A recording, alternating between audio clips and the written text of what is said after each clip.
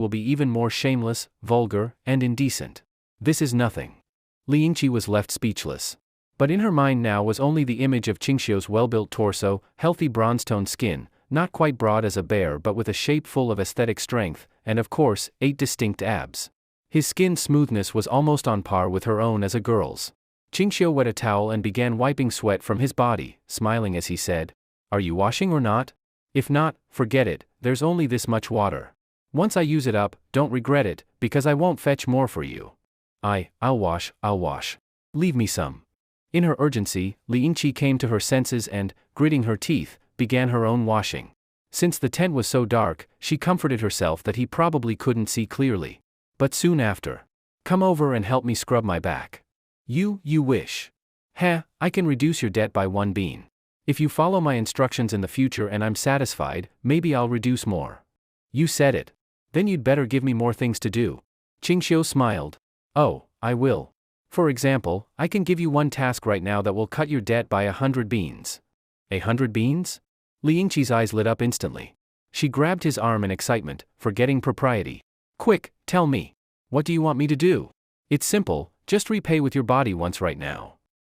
Liangqi really fell for it. But thinking that one early repayment could reduce 10 beans of debt, she was tempted. If she did it several more times early, wouldn't the debt be gone? Still, she grew nervous. But there are soldiers all around. "Here, like this, I'm afraid." Qingxiu shook his head. "No need to worry. All the soldiers nearby have already moved 100 paces away. If we keep it quiet, they won't hear." "When did they move?" Liangqi was confused. "While the water was boiling." Liangqi's face showed hesitation. Thinking about stepping into the tiger's jaws, she couldn't help feeling uneasy. "Don't want to? If not, forget it. Miss this chance and there won't be another. Wait. 10 beans is too few. Make it 30, no, 20, no, 30. She held up 3 fingers with all sincerity. Qingxiu's mouth fell open. Was there something wrong with her head? 30 is too much? Then, 20 isn't impossible either. But definitely not 10, that's too few. The corner of Qingxiu's mouth twitched. "Fine, since you're being so obedient, 30 it is." Liangqi was delighted, but then thought she should have asked for 50. That way she could cut 50 repayments. Still, 30 was good enough. Better than 1 or 10. She was satisfied, she just wanted to quickly pay back the beans she owed. "Liangqi, oh Liangqi, this is what you get for being greedy. You brought this on yourself. You ate so many of someone's precious immortal beans, body repayment is already lenient. At least he didn't make your whole family repay. A heroine's creed is simple, you take responsibility for what you do." Soon, repayment time came. From inside the tent came Liangqi's muffled mutterings, her way of coping. When some external factor intrudes, almost every creature shaped like her will choose such self-expression to ease uncontrollable normal reactions. By midnight, Liangqi lay with her back to Qingxiu, eyes slightly red, a few tears slipping down in silence as she paid for her theft, with the most precious thing she had kept for over a decade. Although her sobs were faint and she tried hard to suppress her emotions, Qingxiu still sensed them keenly. From behind, he wrapped his arms around her and whispered into her ear. "I understand how you feel right now, but everyone has to go through certain moments sooner or later. Though I haven't entered your heart yet, He finished the words, though whether Liangqi heard them was another matter. But they made her blush, ears burning, turning her shame into anger. The next morning, because Liangqi was in no condition, Qingxiu told her to stay in his tent while he went early to the temporary command post. The scouts reported that the Turkic army had already set out and would reach the Wei River in less than 2 hours, unless they were ambushed. In no more than half an hour, the Turkic army would face the Tang army's flanking attack from the rear left. Mid-Autumn Festival, Grand Court Assembly. Outside the Hall of Supreme Harmony, on both sides of the Jade Steps, crowds surged like a sea of people, at least 2,000 officials. They were all local officials from various parts of the Tang Empire, here to attend the once-a-year Grand Court Assembly. The Grand Court Assembly begins, all ministers bow. As a eunuch's sharp voice announced the start, officials from all over began performing the bowing ritual. This was also the only time in the entire year when ministers knelt before the emperor. The envoy of the Kingdom of Day presents 10 chests of treasures, congratulating the Tang Empire on winning the hearts of all under heaven, with all tribes submitting. The envoy of Siam presents 10 chests of jade to express gratitude for the Tang Empire's heavenly protection and virtue. Haribunchai presents 100 ivory tusks, praying for favorable winds and rain for the Tang, and for all people to submit. Silla presents Dozens of small foreign states had come to pay tribute. Goguryeo presents 10 roots of thousand-year-old ginseng. Though so many small nations paid tribute, showing the Tang's might, Emperor Li Er at this moment showed little excitement or joy. His mind was on the coming battle with the Turks. If the Turkic cavalry broke through the Tang army's defenses, then this appearance of universal submission would become a joke. Meanwhile, 30 li south of Huainan, behind a barren mountain range. Report. A scout rode hard, leapt from his horse, and rushed to Yuqigong. General Yuqi, the main Turkic army is less than 10 li away. In half an hour they will enter the ambush zone. Yuqigong, with 2 steel whips hanging from his waist and a massive lance of dozens of jin in his hand as if weightless, stood over 8 feet tall with the same in chest circumference, his fierce face like a black bear war god. A grin twisted his face as he raised the lance and shouted, "Brothers, we are Tang people, your kin and countrymen. Whether our people can live in peace from now on depends on our performance today. Stay sharp. When we strike, take as many heads as you can. Don't let Ho Junji look down on our left guard. Scout, ride at once and tell Ho Junji, in half an hour we charge together." Yes. The scout mounted and rode toward barren hills 5 li away. 10 li outside the ambush zone. Tuli flicked his horsewhip and said respectfully to the middle-aged man beside him on horseback, "Great Kaghan, don't you think it's strange that our raid toward Chang'an has gone so smoothly? We haven't met any real resistance along the way." "That's not right." Jelly sneered, "Why not? Tuli, have you forgotten last year at this time, when we marched south toward Chang'an, their defenses were even weaker? Li Shimin still agreed to tribute us a huge amount of gold, silver, and jewels." A younger general with a mustache, wearing a sheepskin robe, laughed, "Tuli Kaghan, your worry is unnecessary. The Tang Emperor is spineless, this time will be no different. In the end, Li Shimin will pay gold and silver for peace and ask us to withdraw." Tuli frowned, "Zhisili, you can't just look at the surface. Why are we attacking Tang this time?" Knowing he can't match the Turks, Li Shimin still detained Ashinayu. From what I know, he's not a rash emperor who acts on impulse. On the contrary, from the reports of our agents in Chang'an, he's an ambitious and strategic ruler. Without the power to resist, he wouldn't provoke us. If he's done so now, there must be a scheme. Zhisili asked, "So where's the trick?" Jieli snorted, pointing his whip at the massive army behind. "Tuli, look. We have 200,000 Turkic cavalry. Not just attacking Tang, we could sweep the whole land. Even if there's a scheme, could he wipe us out in one blow?" Tuli gave a dry laugh. "Great Kaghan, I'm just being cautious." "Haha." Jieli laughed, then reassured him, "Relax. Last year, Tang couldn't resist 100,000 of our troops and paid tribute. This time, we've come with 200,000. I don't believe they've grown strong enough in 1 year to fight us head-on." Tuli nodded, "The great Kaghan speaks the truth." But Jieli frowned, "Still, why did Li Shimin detain my daughter? Doesn't he know this is our peak strength?" He couldn't figure it out, nor could Tuli or Zhisili. Unable to solve the puzzle, Jieli waved his whip, "Men, speed up. In half an hour we rest at Longmapo, 30 li from Huainan, then we strike straight for Chang'an. When we take Chang'an, we'll feast on meat, drink wine, and enjoy Tang beauties." His words lifted the Turkic army's morale. Half an hour later, the army reached Longmapo. Jieli ordered a rest, but before they could even sit down, the thunder of hooves and the deafening shout, "Kill," came from behind. Jieli leapt up from the grass slope and shouted, "What's going on back there?" "Enemy attack, Great Kaghan." Eyes wide, Jieli roared, "Li Shimin. You set an ambush to strike my army? Once I take Chang'an, I'll drink from your son's skull. How many are they?" Although confident in his 200,000 troops, Jieli worried the Tang might match their cavalry in strength, in which case the campaign would be wasted. Another report came, "Great Kaghan, about 20,000 Tang troops, split in 2 forces, attacked our rear flanks. Our rear general is organizing resistance." Jieli was incredulous, 20,000 dare attack my 200,000? They must have a death wish. "Pass my order, gather all forces and encircle these Tang soldiers. I want their heads as a gift for Li Shimin." The order went out. But after less than half a stick of incense, a tribal chief arrived, saluted, and said, "Great Kaghan, the 2 Tang forces were fast. They didn't linger in battle, after striking our flanks, they broke through and vanished." Jieli kicked him, "Then what are you waiting for?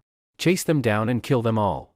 Tuli stopped him, "Great Kaghan, don't underestimate this. It could be Tang's tactic to wear us out, using 20,000 to pin down our 200,000 while they await reinforcements. We mustn't fall for it." Jieli froze, then smirked, "You're right. He's stalling for reinforcements. We won't let him succeed." Then Jieli ordered a count of casualties. After the casualty report came in, both Jieli and Tuli felt their hearts sink. This surprise attack had cost them over 5,000 dead and wounded.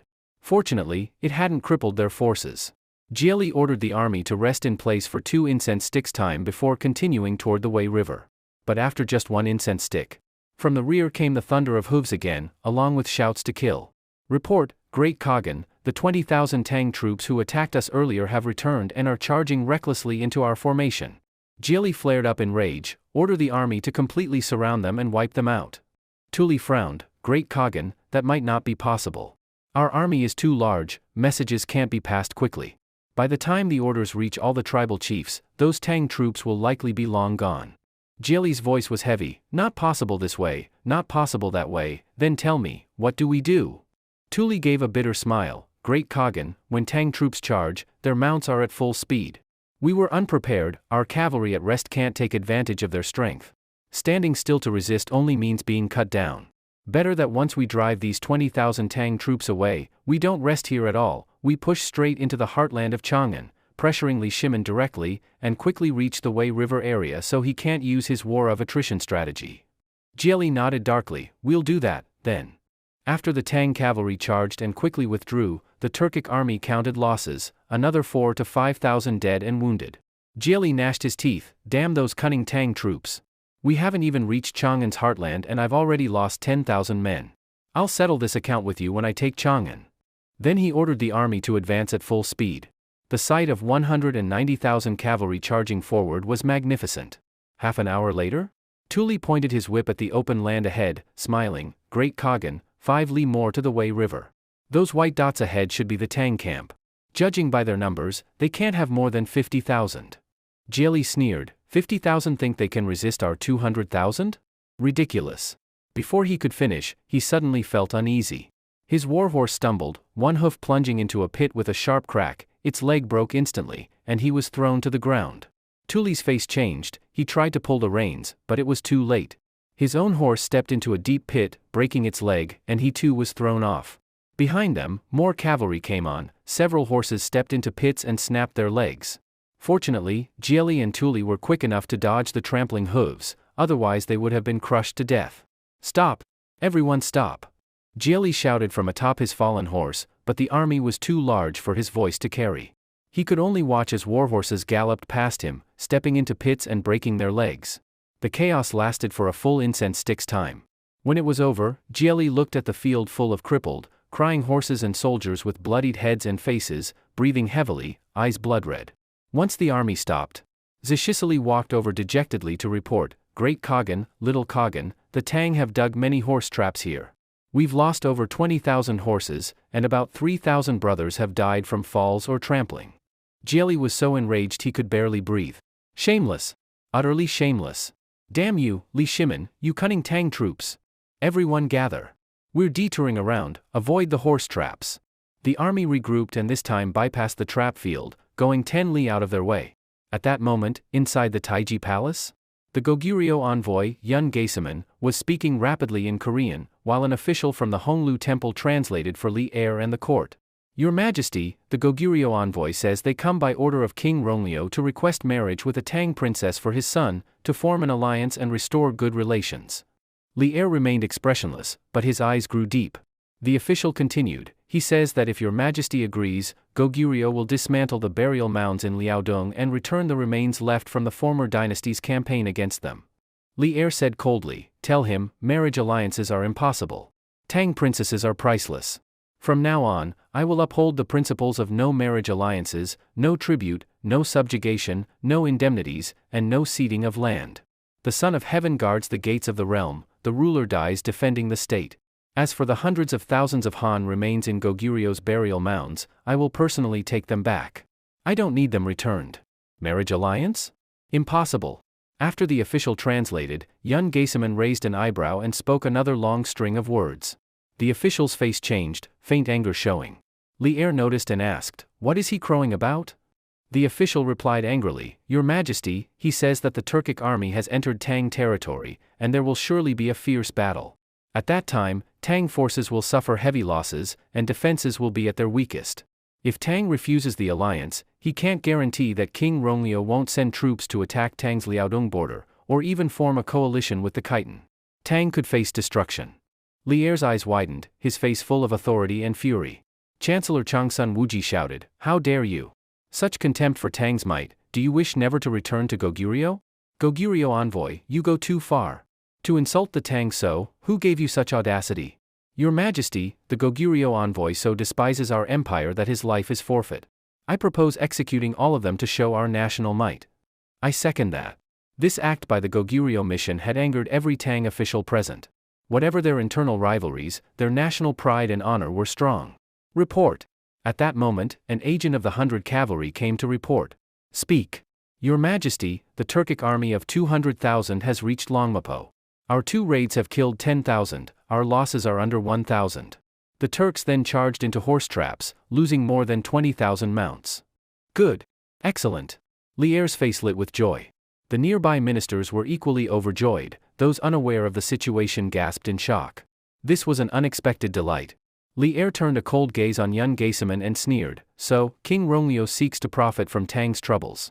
No doubt he knew long ago of the Turks' plan to invade, which gave him the nerve for such arrogant demands. Very well. For a petty foreign state to be so insolent, ignoring Tang's might, today I will show you the power of my army. Gentlemen, will you join me atop the Xianmen city wall to watch our troops destroy the Turkic 200,000? Your Majesty, I will go. I will go. I too will go. One after another, the ministers eagerly agreed. Li Er waved his hand, leading the main force and all the envoys to the Xianmen city wall. Before the Turkic army had even reached the Wei River, they had already lost over 30,000 men, a result that left both Jieli and Tuli smoldering with anger. Jieli led his army past the horse traps, and soon the two forces faced each other, with the Turks only a little over 300 paces from the artillery position. Stop! Jieli raised his hand to halt the advancing army, pointed his whip at the hundreds of cannons in front of them, and asked in confusion, "What are those? Has anyone seen them before?" Tuli shook his head, and Zashisili also shook his head to show he didn't know. Tuli urged his horse forward, frowning, "Great Khagan, beware of a trick. We came here with 200,000 troops, Li Shimin can't possibly be unaware. But look, south and north of the Wei River combined, there are barely 20 to 30,000 men. He expects 20 to 30,000 to resist our 200,000? Even though we've lost 30,000 cavalry, we still have 170,000. The gap in strength is huge. For the Tang to station so few troops here is suspicious." Zashisili said, "Tuli Khagan, is it possible these are all the forces Tang has left to guard Chang'an?" "It's possible." Jieli nodded, then muttered in puzzlement, "Li Shimin really intends to fight us with just 20 to 30,000 troops? That's looking down on the fighting power of Turkic cavalry too much." Tuli frowned, "Great Khagan, we'd better be cautious. We were ambushed by Tang troops 30 li away, clearly Li Shimin has no thought of making peace, or he wouldn't have sent forces to attack us." Jieli thought for a moment, then said to Zashisili, "Grand Marshal, ride forward and challenge them. See who commands the Tang army here and tell him to come out and answer." Zashisili agreed and rode ahead until he was only 30 to 40 paces from the Tang lines, a safe distance. "Who commands this Tang battle formation? Who is the Tang commander-in-chief? Come out and answer." General Cheng Yaojin, guarding the artillery position, rode forward with a lance of dozens of jin in hand. Chest out and head high, he came to within less than 10 meters of Zashisili, his face stern. "The one guarding this place is your grandpa Cheng Yaojin. I've seen you before, your name is Zashisili, isn't it?" Zashisili sneered, "General Cheng, good memory. We met when I visited your palace last year. Tell me, who is the Tang commander-in-chief this time?" Cheng Yaojin snorted, "The commander is Duke Wei, Li Jing. But Duke Li Jing is unwell and has handed over command to the Deputy General Manager, Marquis of Jin State, Qingxiu. Zashisili, do me a favor and ask your great Khagan this, why doesn't he stay on the grasslands as a cow or horse? Why come to Chang'an?" Zashisili said loudly, "No need to ask our great Khagan, I can answer. This time we came to bring our Turkic princess back to the steppe. Have your Emperor Li Shimin personally send her over, along with 10,000 Tang beauties and 1,000 chests of gold and silver. Otherwise, my 200,000 iron cavalry will trample Chang'an, and when the city falls, no one will be spared." Cheng Yaojin's eyes narrowed and he shouted angrily, "How dare you? You barbarians even dare call His Majesty by name. If you want to fight, then charge, no need for more words. I'll let you barbarians witness the power of our Tang artillery." He turned his head, "All units prepare." The Turks show signs of charging, no need for me to give the order, just open fire. Behind him, the artillerymen each raised their torches high. Behind the Wei River, Qingxiu said to the captain of the flying corps, I'll go to the front lines. If you hear cannon fire, don't wait for orders, immediately throw grenades at the Turks. The flying corps captain nodded solemnly, then rose into the air in a hot air balloon. Zhisili returned to the Turkic lines and exchanged words with Jieli. Jieli, his face dark, rode forward arrogantly, pointing his whip at Chang Yaojin. Tang General, I am Jieli, great Khagan of the Turks. Have Li Shimin come out and speak to me personally. Chang Yaojin's tiger eyes glared as he roared, dog thief.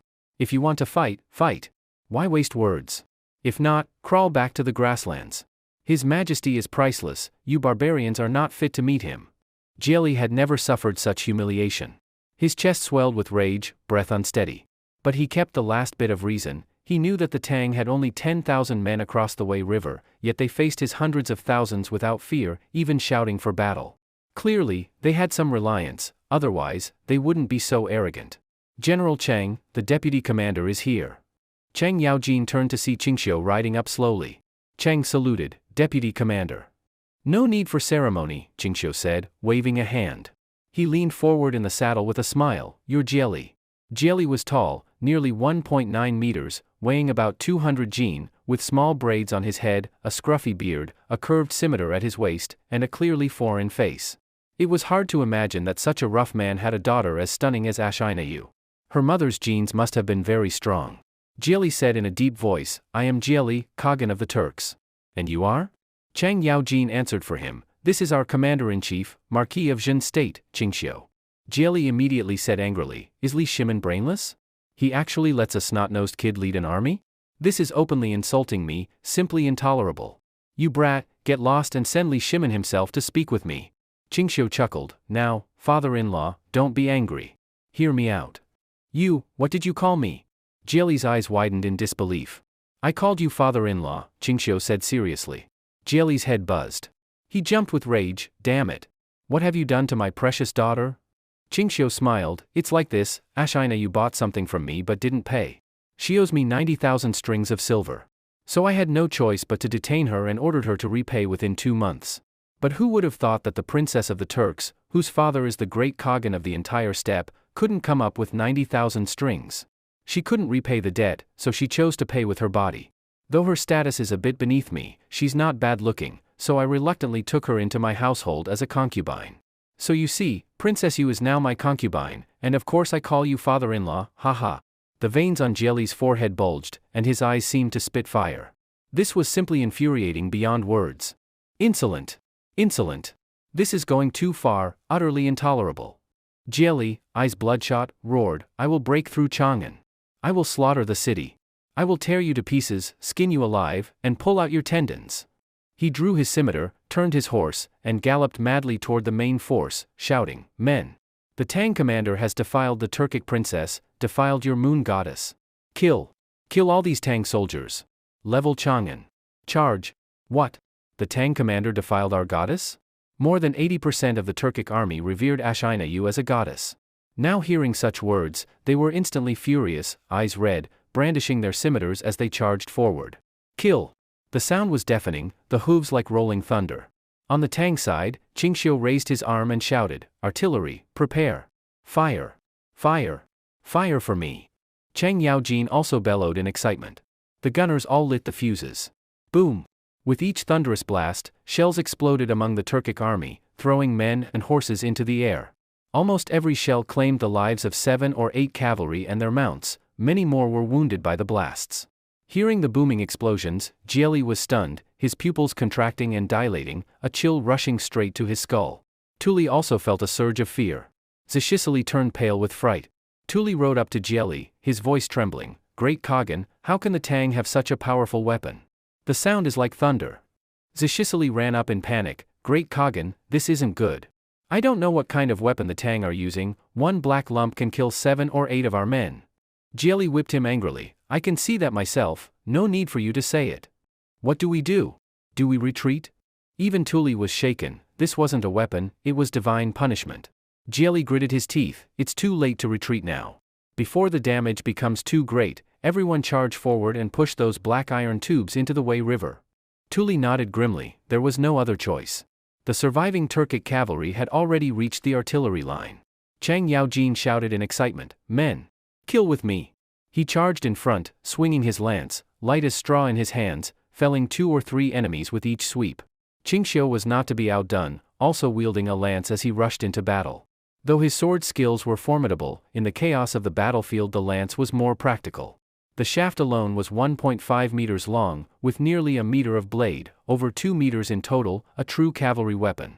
The horse-cutting saber was modeled after the lance. Chang Yaojin fought while keeping an eye on Qingxiu, but when he saw Qingxiu holding the 40 to 50 Jin lance in one hand and swinging it like a whip, he was stunned. How strong must one be to wield such a weapon as if it were nothing? Qingxiu, reins in one hand and lance in the other, left chaos in his wake, enemies falling in heaps, some decapitated, some cleaved in half, others skewered like candied fruit and flung aside. In short, fierce. 2 words, very fierce. On the Xianmen Gate Tower?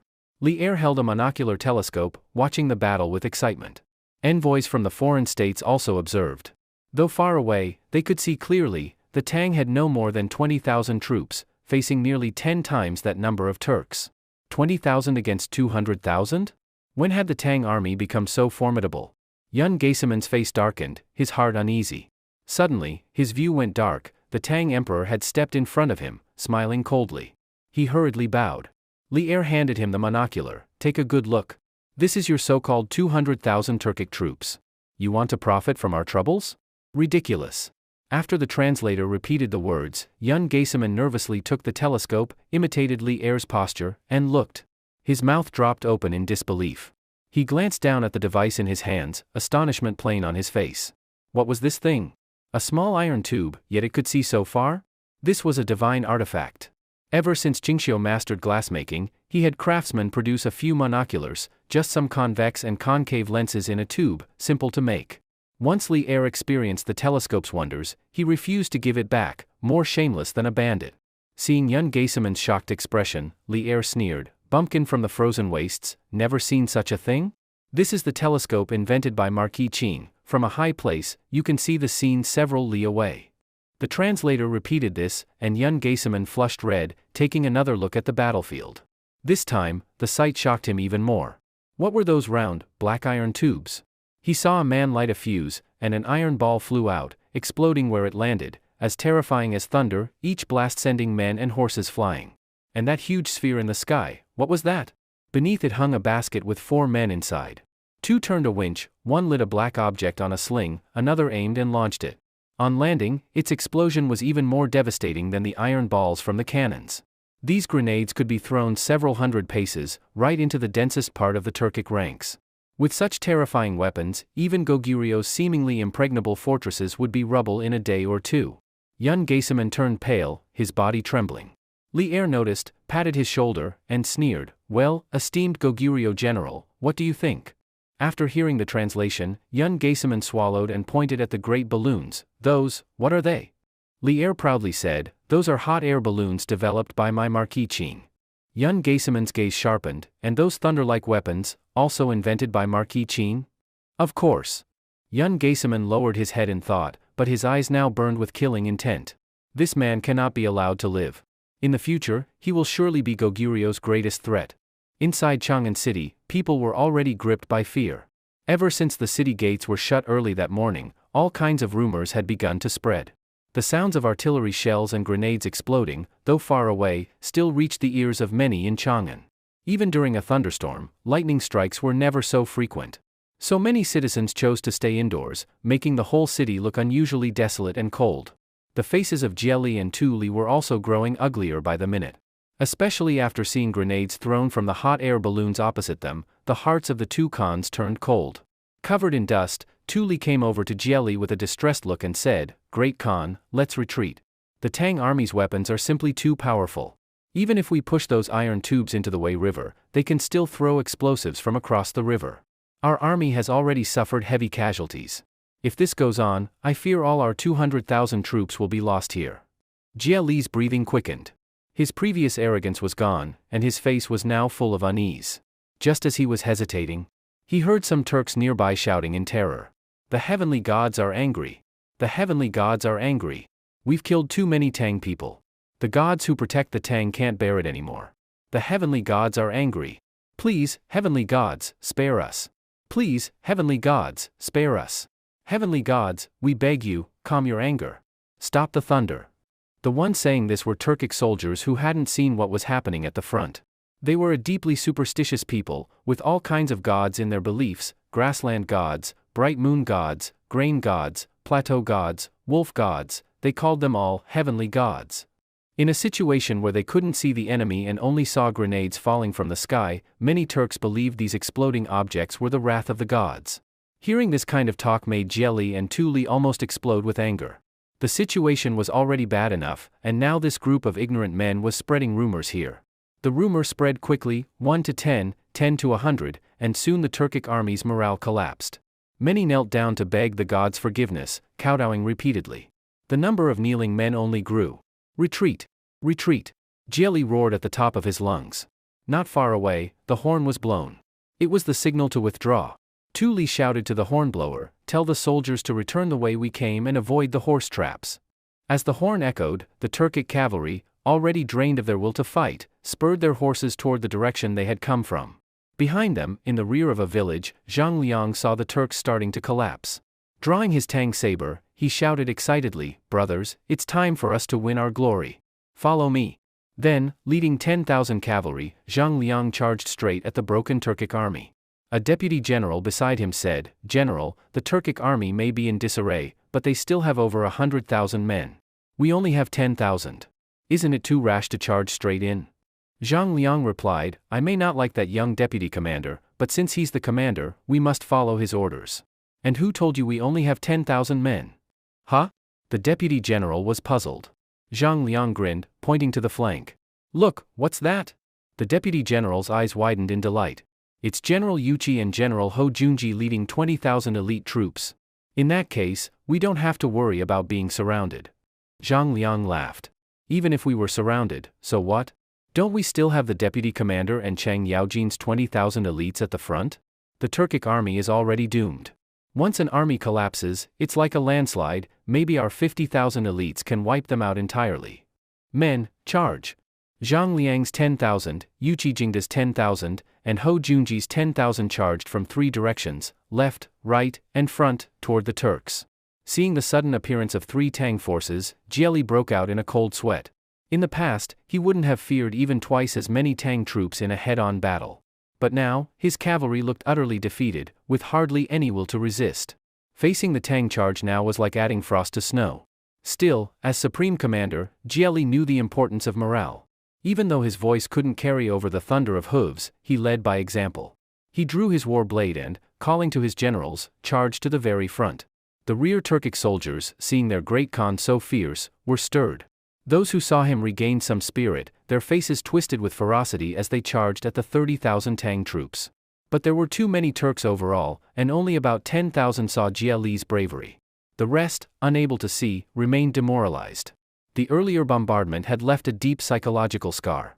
All they wanted now was to flee the battlefield. Hearing the sounds of combat ahead only made those in the rear panic.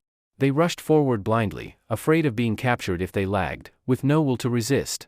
After about the time it takes to burn 2 sticks of incense, the 30,000 Tang troops had finished breaking through. The Turkic army collapsed completely, fleeing north. Yuqi Jingda, Ho Junji, and Zhang Liang met up successfully. Yuqi Jingda put away his spear and shouted to the Tang troops behind him, "Check the casualties. Send scouts around to inform the Grand Commander that the Turkic army has fled, so he can arrange to wipe them out in one strike." While casualties and kills were being counted here, the same was happening by the Wei River. Chang Yaojin returned to the north bank and, seeing Qing Xiu, couldn't stop grinning. He laughed loudly. "Deputy Commander, a great victory. This time we've truly won big. How are the casualties?" Qing Xiu asked. Chang Yaojin replied excitedly, "Under the bombardment of cannons and grenades, the Turks had no heart to fight and completely lost formation. This time we lost just over 2,000 men, while the Turks had over 30,000 killed and over 8,000 captured, plus more than 10,000 warhorses seized." Qing Xiu was quite satisfied with the result. With Turkic casualties and captives totaling nearly 40,000, a force of 10,000 elite Tang troops had fought against 170,000 to 180,000 Turkic cavalry, killing more than 30,000, capturing over 8,000, nearly 40,000 in all. Yuqi Ho Junji, and Zhang Liang returned with their troops. The three came before Qingxiu and cupped their hands in salute. Qingxiu asked, "How was the battle?" Yuqi did not look as overjoyed as Cheng Yaojin had earlier. Instead, with a heavy expression, he said, "We killed 26,000 enemies, but we lost over 7,000 men. I didn't expect that even in retreat, the Turkic cavalry would fight so bravely." Qingxiu frowned. The Turks had already been bombed into disarray. Why were our casualties so high? Yuqi continued, "Deputy Commander, you don't know, Jieli and Tuli, the two Turkic Khans, led from the front themselves.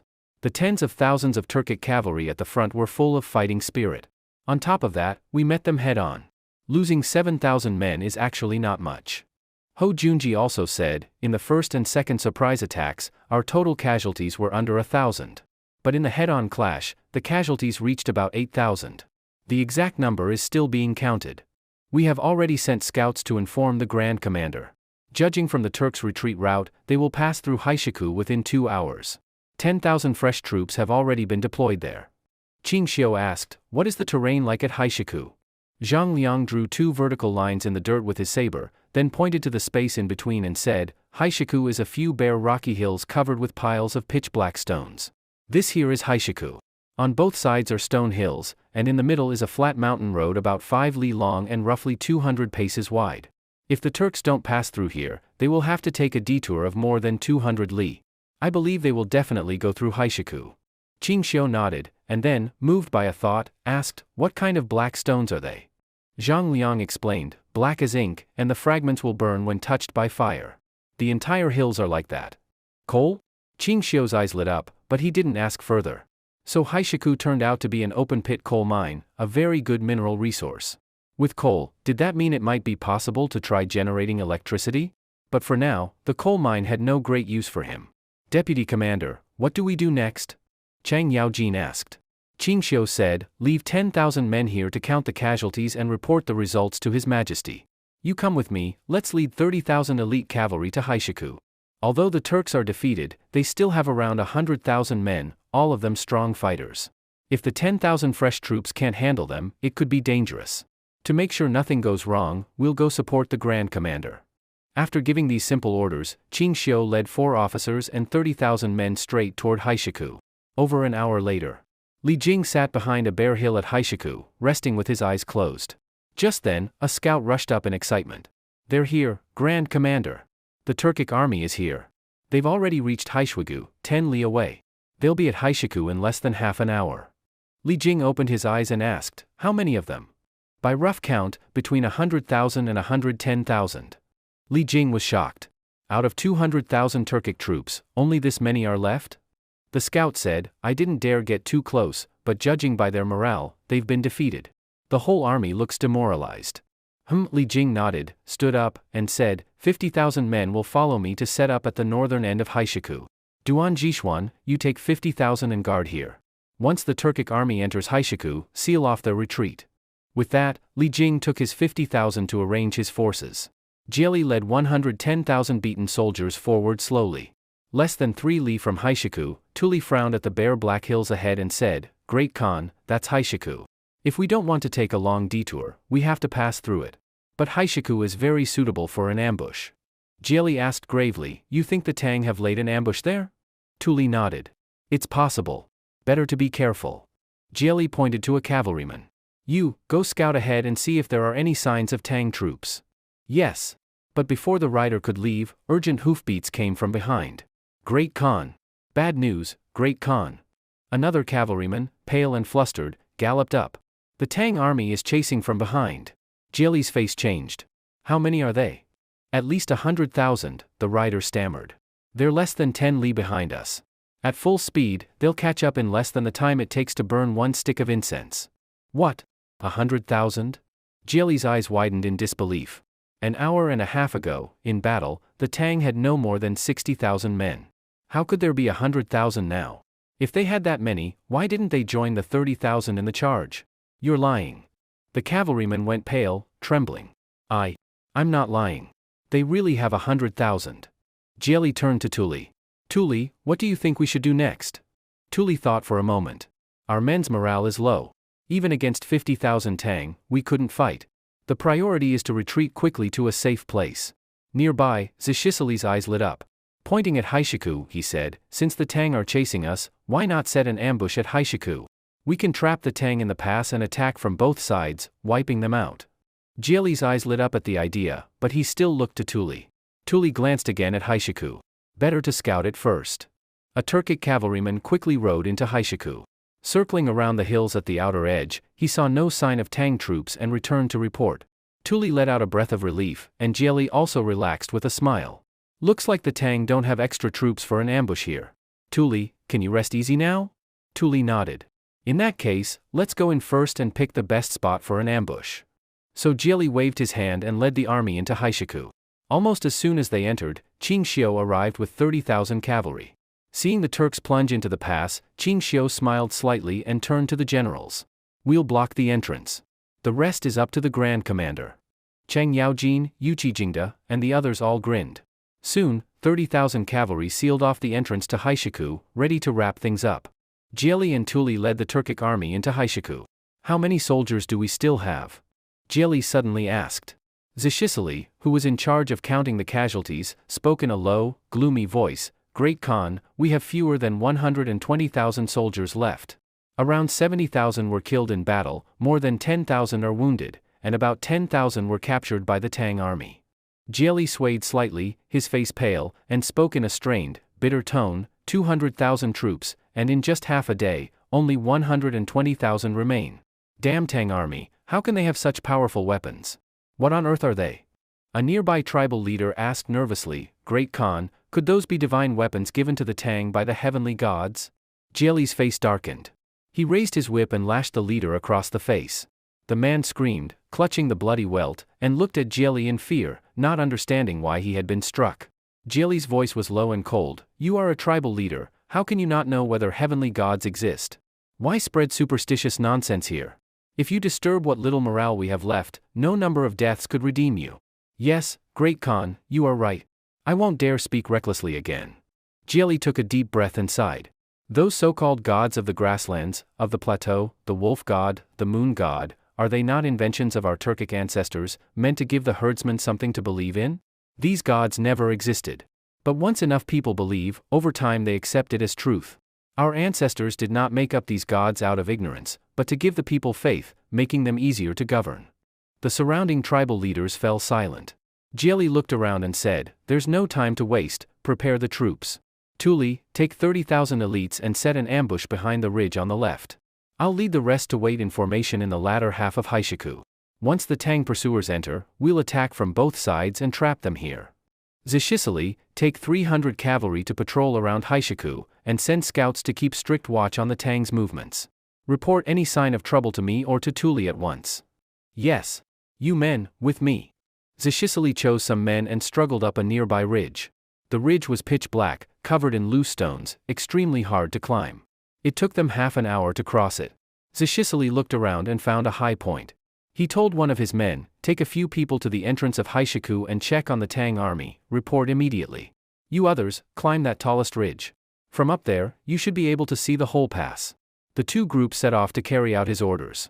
Meanwhile, Jieli led about 70,000 men toward the exit of Haishiku. Tuli, with 30,000, was slowly making his way over the mountains. Soon, the team Zishisali sent to the entrance returned. Their leader looked puzzled. Commander, the 30,000 Tang troops chasing us didn't follow us into Haishiku. They're all outside the entrance, less than 2 li from Haishi Mountain. Zishisali frowned. Strange, why wouldn't the Tang pursuers enter the pass? After a moment, he said, You, and you, go report this to the 2 khans. The 2 riders galloped off toward each khan. The group sent to the high ridge had also reached the top. One man looked around and froze when his gaze landed on the exit of Haishiku. His whole body shivered and his face turned pale. There's an ambush. There's an ambush. He had seen at least 60,000 Tang soldiers at the exit, packed in a dense, black mass, forming a square formation and slowly advancing. Commander, there's an ambush at the exit, at least 60,000 Tang troops. Zishisali's composure broke. He quickly said to the men beside him, "Go at once and tell Great Khan Jieli and Great Khan Tuli that there's a large Tang ambush at the exit, at least 60,000 men." The frightened cavalry spurred their horses recklessly. One horse screamed as it slipped, sending both man and animal tumbling down the ridge. Zhishisili cursed, "Pig! Are you a pig?" But there was nothing he could do. The ground was covered in loose black rocks, hard even for men to walk on, let alone horses. On the road below, the terrain was much flatter. Without needing Zhishisili's messengers, Jieli's 70,000 men had already reached the exit. When they saw the black mass of Tang soldiers ahead, Jieli was stunned. "Great Khan, an ambush," a tribal leader shouted in panic. Those who heard him felt their hearts tighten. Just then, the messenger finally arrived, blurting out, "Great Khan, bad news. There's a large Tang ambush at the exit, at least 60,000 men." Jieli lashed him with his whip and roared, "Are you blind? I already saw them. If you'd been a moment later, our army would already be fighting them." A tribal leader asked nervously, "Great Khan, what should we do? Charge through or retreat?" Jieli studied the Tang troops ahead. Strangely, they had no horses. They stood in a square formation. At the front, soldiers held huge shields. Behind them, others held steel spears more than 10 feet long. They were advancing step by step, each step perfectly in unison. Each step made a deafening boom, like a funeral bell striking in the hearts of the Turkic soldiers. Seeing this formation, Jieli drew in a sharp breath, a wave of unease rising within him. "Retreat, pass the order. The rear will lead the way back. We'll link up with Tuli's 30,000 as quickly as possible." The order spread, and the cavalry at the rear began to turn back. Tuli's troops had just finished crossing the ridge when they saw Jieli returning the way he came, their faces filled with confusion. Tuli rode down slowly and asked, puzzled, "Great Khan, what's going on? Weren't you setting an ambush at the exit? Why are you back?" Jieli's face was grim. "The exit is blocked. There are 60,000 Tang infantry in formation there." Tuli's mouth twitched. Everything he had planned, Tang commanders had already anticipated. Tuli thought for a moment and said, "Great Khan, the Tang infantry is relatively weak in battle. Just 50,000 of them, you can lead 70,000 cavalry and crush them at Haishiku." Jieli said worriedly, "Tuli, you don't understand. The 50,000 Tang infantry are in a square formation that looks very powerful. Considering the heavy losses we've already suffered, I don't dare act rashly, so I came back to discuss a plan with you." Tuli frowned. "A square formation?" "Yes. They look very disciplined, and the whole army's posture is strict." Tuli glanced at the ridge behind them and said, "Great Khan, why don't we cross a few ridges here and take a detour? What do you think?" Jieli thought for a moment, then frowned and shook his head. "No, that won't work. The Tang occupy the flattest terrain outside Haishiku. By the time we cross several ridges and our horses are exhausted, they'll be waiting outside to trap us. We'll be like fish on the chopping block, ready to be cut. Also, once we cross these ridges, we'll have no retreat. Our food was all taken along the way and can only sustain the army for half a month. If the Tang form an encirclement, our huge force could starve to death in Haishiku." Tuli's expression changed slightly, and he gritted his teeth. "Great Khan, the Tang only have 50,000 infantry, and we still have 120,000 cavalry. We may be hungry now, but we still have our fighting strength. Why not gather all our forces and charge them directly?" Jieli hesitated. Tuli continued, "We don't have much time to think. We've already lost 80,000 troops, losing another 30 or 50,000 doesn't matter. The Tang have a saying, as long as the green hills remain, there's no fear of running out of firewood. As long as we bring tens of thousands of warriors safely back to Turkic lands, in 3 to 5 years, after absorbing other small tribes, we can have another 200,000 strong army." Jieli thought for a moment, then hardened his expression and nodded. "Right now, that's our only choice. But I think the formation at Haishiku's exit is strong, we shouldn't rush it.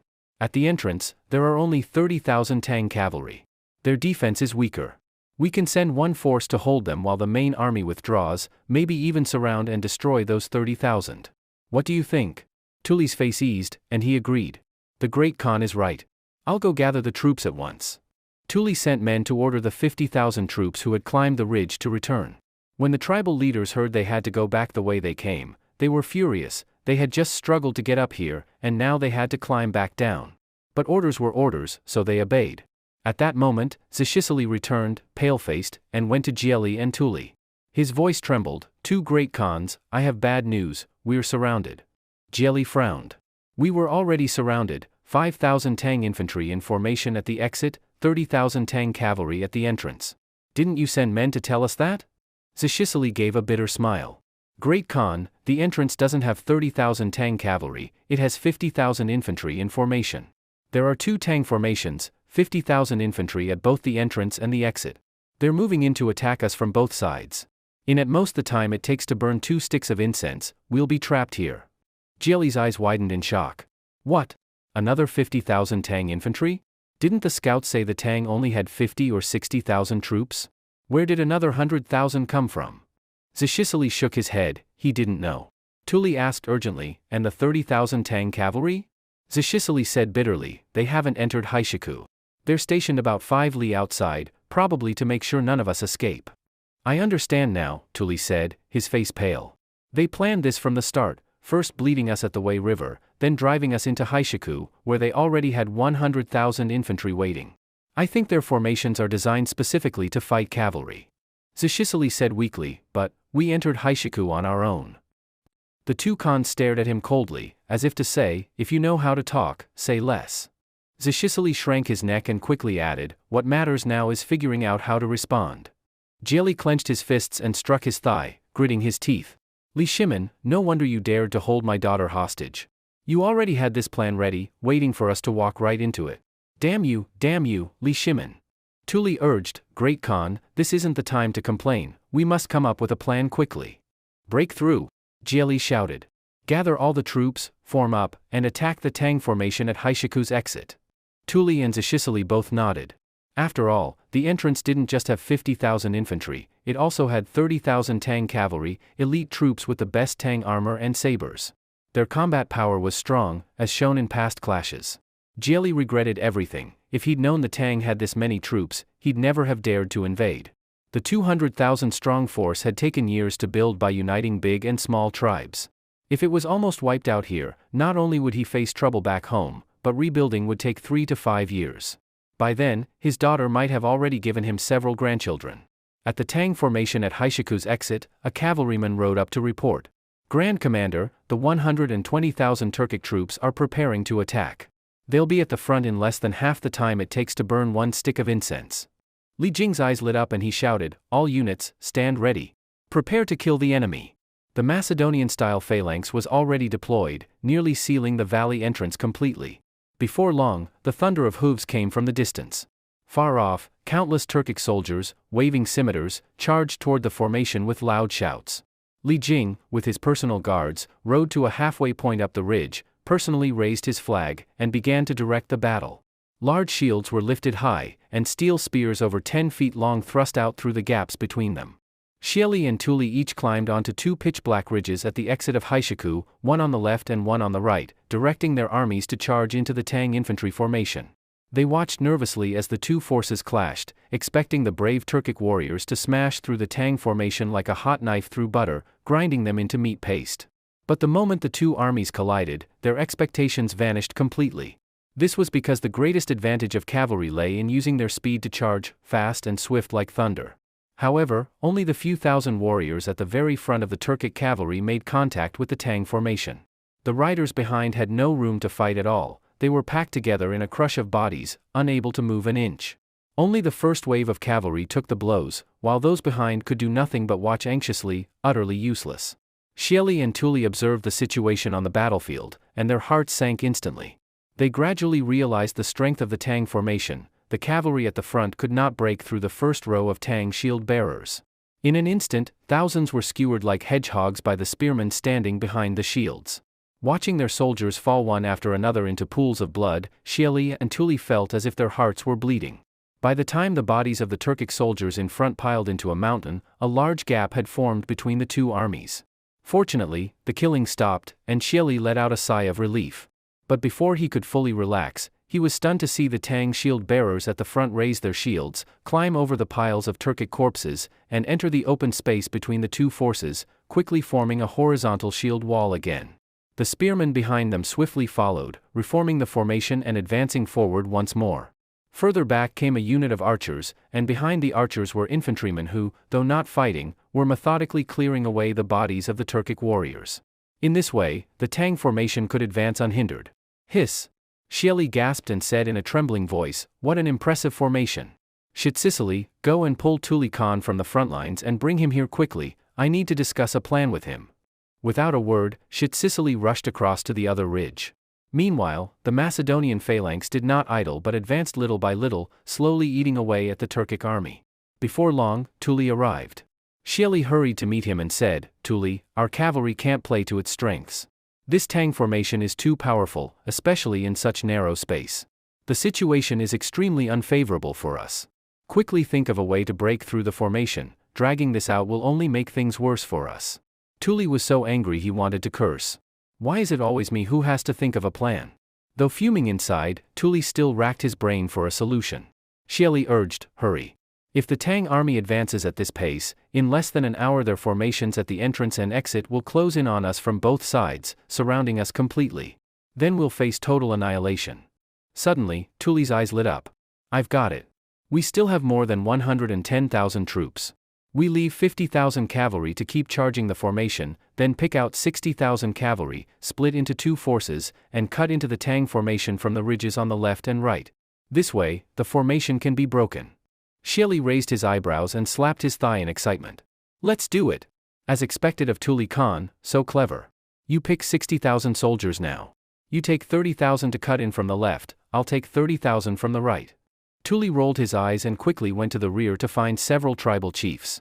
He didn't need to select men himself, just informing the tribal chiefs was enough, and they would lead their own units off the battlefield. In truth, these chiefs were like Tang generals. In the distance, Duan Jishuan saw the Turkic army splitting into two groups, each climbing the ridges on the left and right. His face changed. This is bad, Grand Marshal, they're going to cut into our formation from both flanks. Once the cavalry breaks in, it will be a one-sided massacre. What should we do? Li Jing glanced at the increasingly nervous Duan Jishuan, then suddenly smiled faintly. They won't get into the formation. You'll see soon enough. Seeing Li Jing so confident, Duan Jishuan said nothing more and simply waited quietly for his move. Li Jing suddenly asked, Jishuan, do you know the difference between the Turkic and Tang command systems? Duan Jishuan was startled and shook his head. Li Jing explained, Tang generals lead from the front, personally fighting alongside their soldiers. This not only boosts morale but also makes the soldiers feel close to their commanders. When the time comes to fight, they give their all. Such an army is invincible on the battlefield. But the Turks are different. Their commanders are the chiefs of each small tribe. These chiefs live in comfort within their tribes, enjoying privilege like petty kings. To preserve their noble status, they never fight alongside their soldiers, they direct from the rear while sending their men to charge. This makes Turkic soldiers' morale easy to break, and their spirit easy to weaken. Such an army is no real threat. This is why foreign tribes have invaded our land many times but have never been able to hold it. Duan Jishuan nodded. I understand. But Grand Marshal, why don't you personally lead the charge? Li Jing glared in displeasure. I am the commander-in-chief. My job is to lead generals like you. I don't command troops, I command the generals who command the troops. Duan Jishuan urged, understood, Grand Marshal. But look, the Turks are already on both ridges, about to cut into our formation. Li Jing calmly raised his banner. The bugler beside him took out a horn and blew a deep woo that echoed throughout Haishiku. Hearing it, all the soldiers turned to look at Li Jing. He waved his banner in several quick motions. Duan Jishuan was shocked to see the phalanx below rapidly change shape. The infantry on both flanks raised their shields, the spearmen behind leveled their spears, mirroring the front line's posture. So that's it. No wonder the Grand Marshal was so calm, our formation can change shape at any moment. Now it's unbreakable. Duan Jishuan exclaimed. Shieli and Tuli, about to lead 60,000 cavalry in a flank attack, were dumbfounded at the sight. There's a maneuver like this too? The Macedonian phalanx had completely overturned Shieli and Tuli's understanding of battle formations. Li Jing once again changed the position of his banner, and the rear also raised their shields, preventing the enemy from cutting in from behind. In this way, shield bearers and spearmen were positioned in all four directions, forming an ironclad block. The sound of the horn rang out, it was the charge signal. The formation below, upon hearing the horn, quickened its pace, its speed increasing several times. The sound of dense footsteps rose from below, neat and uniform, each step resounding like thunder. Shieli and Tuli were instantly filled with fear, and even the Turkic soldiers gradually showed looks of despair. At this time, ч14 rode up the ridge. Seeing Shieli, his voice trembled as he said, Great Khan, it's bad, the other formation is also advancing quickly. In at most the time of one incense stick, they will surround the soldiers below in the valley. What? So fast? Xieli's expression changed, and he said to ч14, immediately lead the soldiers below up the ridge. You don't need to join me, take the remnants and head toward that side to break through, but no matter what, bring the men out of Haishiku. Remember, if you meet Tang troops, don't linger in battle. If you can leave Haishiku, head to Linzhou as fast as possible. We will split into 3 routes and meet in Linzhou. ч14 now had no desire to fight, only wanting to escape this dangerous situation as soon as possible. Without a word, he set out immediately. Xieli also sent someone to inform Tuli. After receiving the order, Tuli likewise said nothing and began leading 30,000 men across mountains and ridges. Seeing that Tuli's force was already moving in the opposite direction, Xieli no longer hesitated and also advanced in the opposite direction. But this meant that the 50,000 Turkic troops below were in trouble. Because their numbers were too great, and the ridges on both sides were steep, for all the soldiers to climb up would take at least half an hour. Seeing this situation, Li Jing frowned and immediately said to Duan Jishuan, send someone to inform the deputy commander at the entrance of Haishiku of the Turkic armies splitting into 3 routes to escape. Let him choose a place to station troops to block Xieli's escape. After Duan Jishuan left, Li Jing again had the bugler blow the horn. The advancing speed of the formation below increased again, reaching its maximum. Very soon, the formation crashed into the Turkic troops who were trying to squeeze onto the ridge but could not, and began a frenzied slaughter. In no time, the formation of 50,000 infantry at the entrance to Haishiku also entered the battle, creating a pincer attack with the other formation, mercilessly cutting down the Turkic barbarians' lives. This slaughter lasted for half an hour. Inside Haishiku, blood flowed like a river, and corpses piled like mountains. By conservative estimates, no fewer than 30,000 Turkic soldiers were killed here alone. ч14 stood on the ridge, his face ashen at the carnage below. Looking at the soldiers who had climbed the ridge, only a little over 20,000 remained, the other 30,000 warriors had all perished in Haishiku. Commander, which direction do we go? A tribal chief asked with a heavy expression. ч14 looked toward the directions of the 2 Khans' advances, then pointed toward Xieli's forces and said, follow the Great Khan first. After crossing 2 ridges, we will turn and leave Haishiku on a straight path. The tribal chief's face changed, and he exclaimed, a straight path? Commander, are you mad? If we take a straight path, we will inevitably face the Tang army head-on. Then we will be wiped out. ч14 said impatiently, what do you know? The Tang army has only 30,000 cavalry. Their generals surely know who is important and who is not. If they want to pursue, of course they will choose one of the 2 Khans. I'm just a commander, between heavy and light, the Tang generals know the difference. And also what? The tribal chief asked. Hearing ч14 say this, he could not help but feel some hope.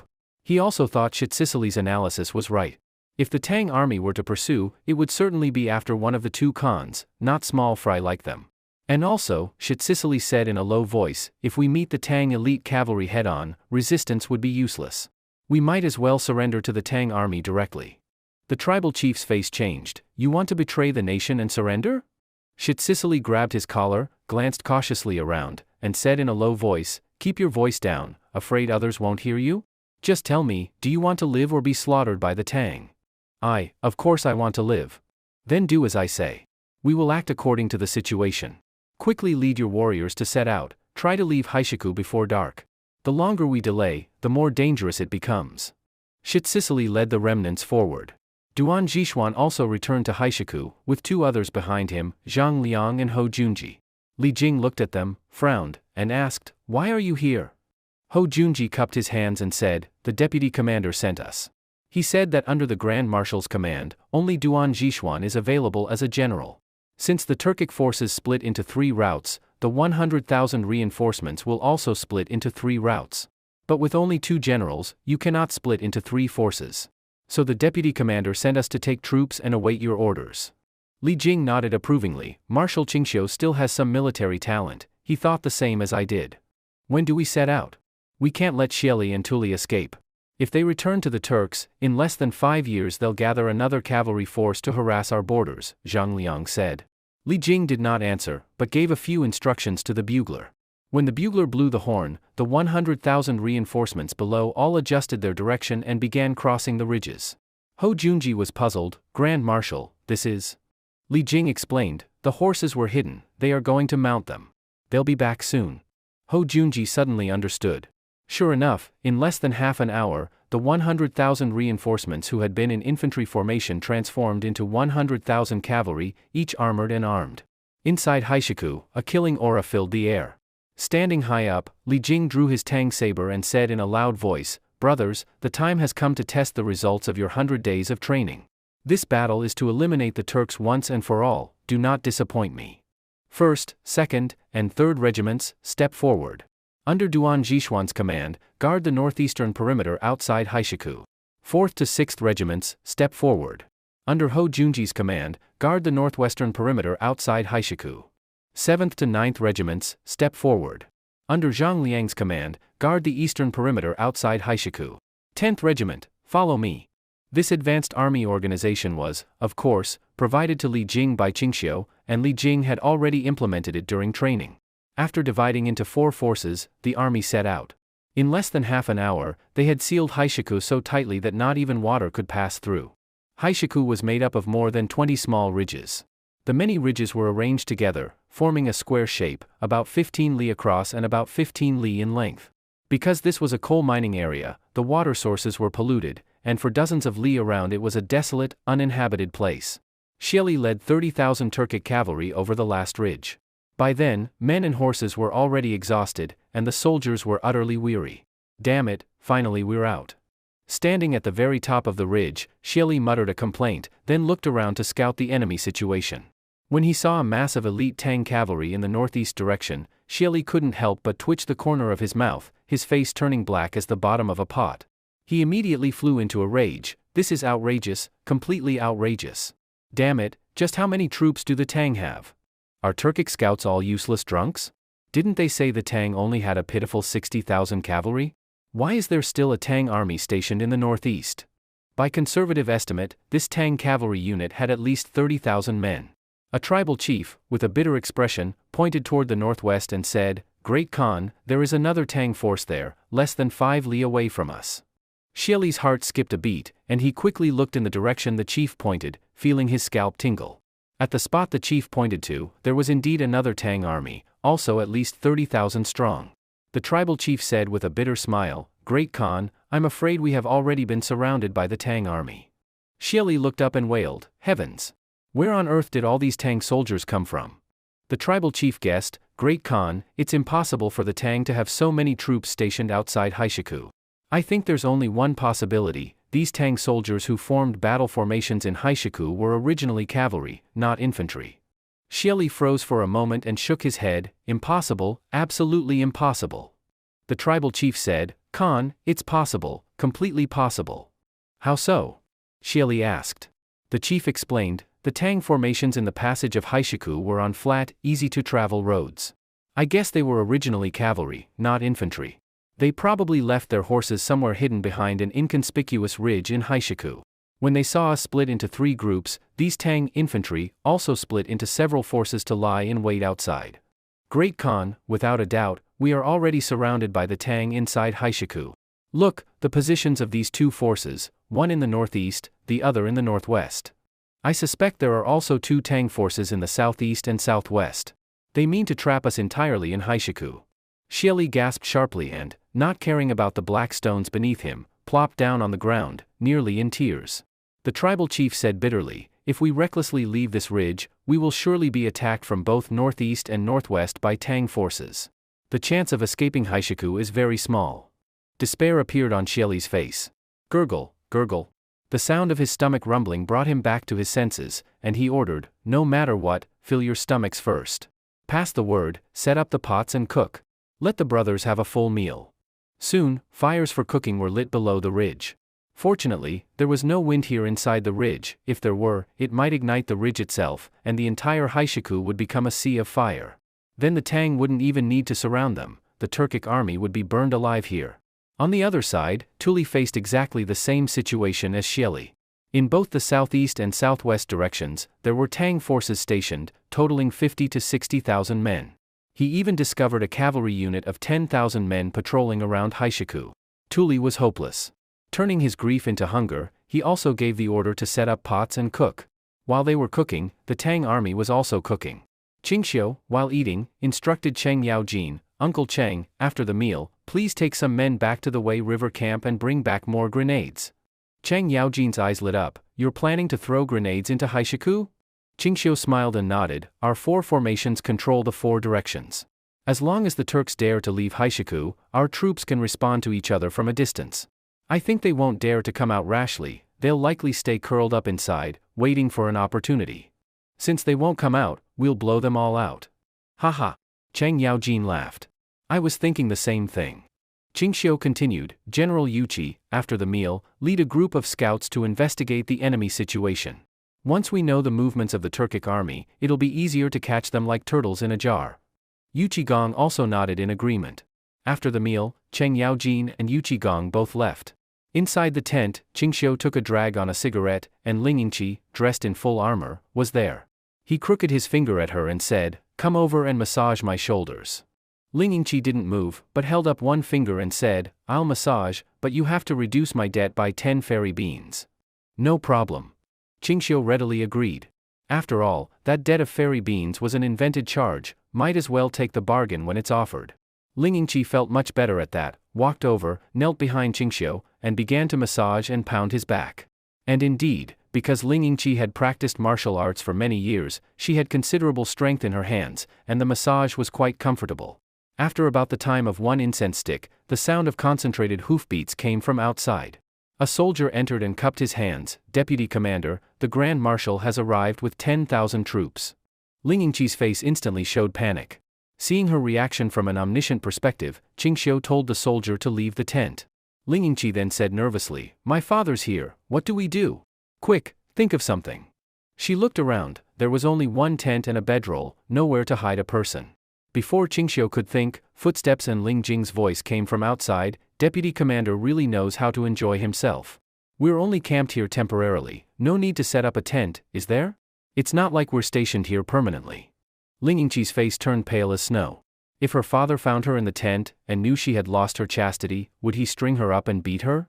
In her panic, Qingxiu lifted the quilt and said quietly, Get in, lie down. Ling Yingqi didn't even think, she immediately dove under the quilt and lay down. Just as Qingxiu covered her up, Ling Jing stepped inside. Qingxiu stretched and yawned. This marquis has a habit of napping, resting after a meal helps keep up my energy. Ling Jing gave a knowing glance at the bulging quilt and sneered, bringing a bed-warming maid to war, if you're not tired, who would be? Marquis Qing, a home has its rules, and an army has its regulations. Women are not allowed in camp. Send your bed-warmer back immediately. If something happens on the battlefield, a woman will only slow your blade. Qingxiu nodded, the Grand Marshal is right. I'll send her back to Chang'an shortly. Suddenly, Ling Jing frowned, sniffed the air carefully, and muttered, Strange, why does this scent smell so familiar? The scent seems familiar? When Ling Yingqi heard this, she felt as if her heart was about to jump out of her chest. Qingxiu stood up, leaned toward Li Jing, and said with an ambiguous look, The Grand Marshal's nose is so sharp that even a young woman's body fragrance can be detected. Your home is located in Pingkong Ward, surrounded by places of pleasure. Surely you've visited there often, haven't you? Although Qingxiu appeared calm on the surface, inside he was panicking badly. If Li Jing lifted the quilt and saw that the bedwarmer was his own daughter, he might fight to the death with him. However, he had seized on Li Jing's weakness of being a man who valued his upright reputation. Li Jing's old face flushed red at these words, and with an angry expression he said, Marquis Qing, do not insult me. I have lived my life upright and aboveboard, a man of integrity. How could I linger in places of pleasure? Qingxiu showed a skeptical expression. Insolent brat. You anger me to death. Li Jing gave a cold snort, flung his sleeves, and left. Seeing Li Jing leave, Qingxiu let out a sigh of relief, but then quickly followed after him. Grand Marshal, why take offense? I was only joking with you. Li Jing said coldly, the battle is urgent. I hope Marquis Qing will refrain from such jokes. Qingxiu nodded and smiled, the Grand Marshal is absolutely right. I only meant to lighten the tension on the battlefield with some humor. Hearing this, Li Jing's expression softened a lot, though he still asked curiously, although this is your first time on the battlefield, I have not seen you show any nervousness or pressure at all. None?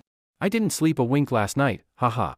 Yes, last night you kept Li Yingqi up until the middle of the night before sleeping. Being able to sleep well would indeed be strange. Li Jing raised his hand and said, back to the urgent matter, where are Chang Yaojin and Yuqi Jingda? Qingxiu explained. Li Jing immediately nodded with a smile, this is a good method. Using grenades to kill the enemy not only strikes fear into them, but also reduces our casualties. Very well, since you've already made the arrangements, I can be at ease. I will continue circling around Haishiku.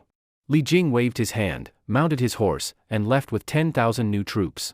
Qingxiu returned to the tent, lifted the quilt, and said, "Come out, your father's gone." Li Yingqi let out a long breath, patting her heaving chest. "Finally.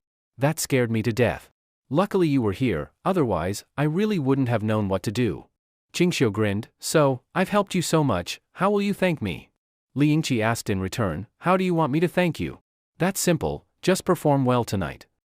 Li Yingqi's face flushed red, and she instinctively lowered her head in silence, as if she had already accepted her fate. After leading the army 5 or 6 li away, Li Jing suddenly pulled his reins tight, his expression turning strange. His brows furrowed. Wait, in broad daylight, why was that maid wrapped in a quilt? And after talking for so long, she never showed her face? This is suspicious. Suddenly, Li Jing's body trembled, and he jerked his head up, eyes wide. Yingqi? That was Yingqi's scent? He finally remembered. The fragrance he had smelled just now was the unique scent belonging to his daughter. Li Jing had another name, Li the Apothecary. He was called the Apothecary not only because he was skilled in war, but also because his medical skills were quite good, especially his expertise in blending various medicines. The scented sachet on Li Yingqi's body was personally blended by him, and he could say with certainty that in the entire Tang Empire, this fragrance was unique. Li Jing's eyes widened, his gaze gradually turning blood-red, and he roared angrily, "Damn you, Marquis Zhenghua, you've gone too far. I'm done playing with you." The new troops behind him looked at one another, not understanding why Li Jing was exploding in anger at such a critical moment. Li Jing turned his horse around and said in a deep voice, "Go back, we're heading to Marquis Zhenghua's formation." But the next moment, a scout came galloping wildly, his voice arriving before he did. "Report, Grand Marshal, ч14 is leading 50,000 Turkic troops toward the exit of Haigu Pass. It looks like he's trying to break out." Li Jing's expression changed. He struck his thigh with his fist in frustration and said through gritted teeth, "I'll settle accounts with you later, boy. For now, support is most important. Everyone, follow me to meet the enemy." With that, Li Jing led his army in a mad rush toward the exit of Haishiku. When he reached the exit, sure enough, he saw ч14 leading 50,000 Turkic troops hesitating there. The 60,000 new troops stationed in the northeast and northwest were also converging toward this spot. Soon, the 60,000 joined with Li Jing's force. "Grand Marshal, it seems ч14 is going to attempt a breakout," Hou Junji stepped forward and said. Zhang Liang also drew his war blade and asked, "Shall we have the entire army attack and drive ч14's force back into Haishiku?" Li Jing did not give the order right away. He observed for a moment and saw that within the Turkic force of 50,000, one lone rider was galloping toward them. Li Jing frowned. "A single rider? Is he coming to negotiate?" Zhang Liang sneered. "At a time like this, when they're already at the end of the road, he still dares to negotiate?" Hou Junji tilted his head and said, "What if he's here to surrender? I've heard that this ч14 isn't very brave. Though his status among the Turks is high, it's said he gained it by flattering others. With his cowardly nature, he should be able to see the situation clearly. There's a real chance he's here to surrender." Li Jing nodded. "Then let's wait and see." Before long, the Turkic rider arrived in front of the Tang formation. Indeed, this person was none other than the Turkic great commander, ч14. ч14 dismounted, dropped to one knee, placed one hand on his chest, and said, "Turkic commander ч14 greets the honorable Tang generals." Leaning forward, Li Jing rested on his horse's neck and asked, "Speak, what is your purpose here?" ч14 lifted his head with a fawning smile and said, "The Turkic army is trapped in Haishiku, the situation is critical. Xieli and Tuli are already doomed.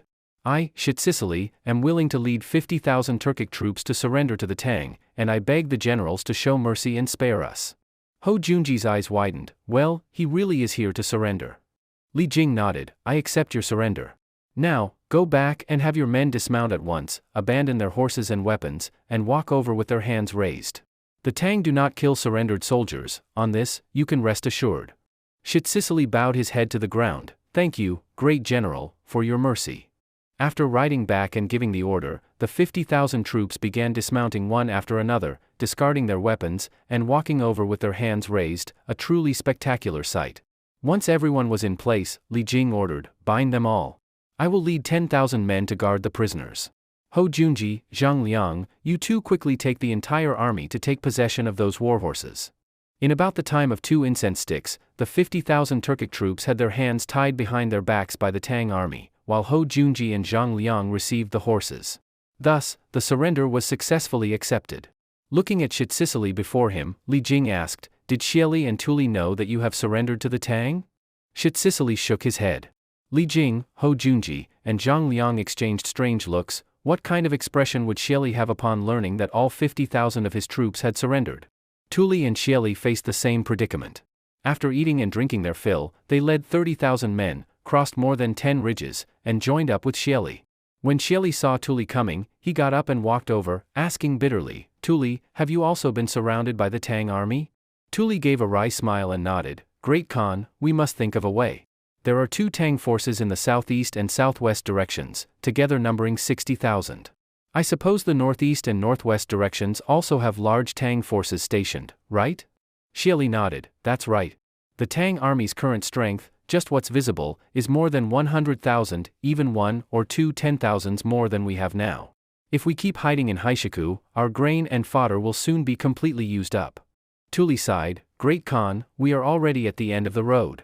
Why not summon back the 50,000 men led by ч14, gather all our forces, and break out? At least this way, we can preserve part of our strength and not be completely trapped to death here." Xieli said with difficulty, "I think the same. I have already sent scouts to find ч14's men, and news should arrive soon. If we gather all our strength, perhaps we can still fight it out." At that moment, a Turkic cavalryman who was keeping watch came down from the ridge and said, "Great Khan, Little Khan, about 300 Tang cavalry are on their way here.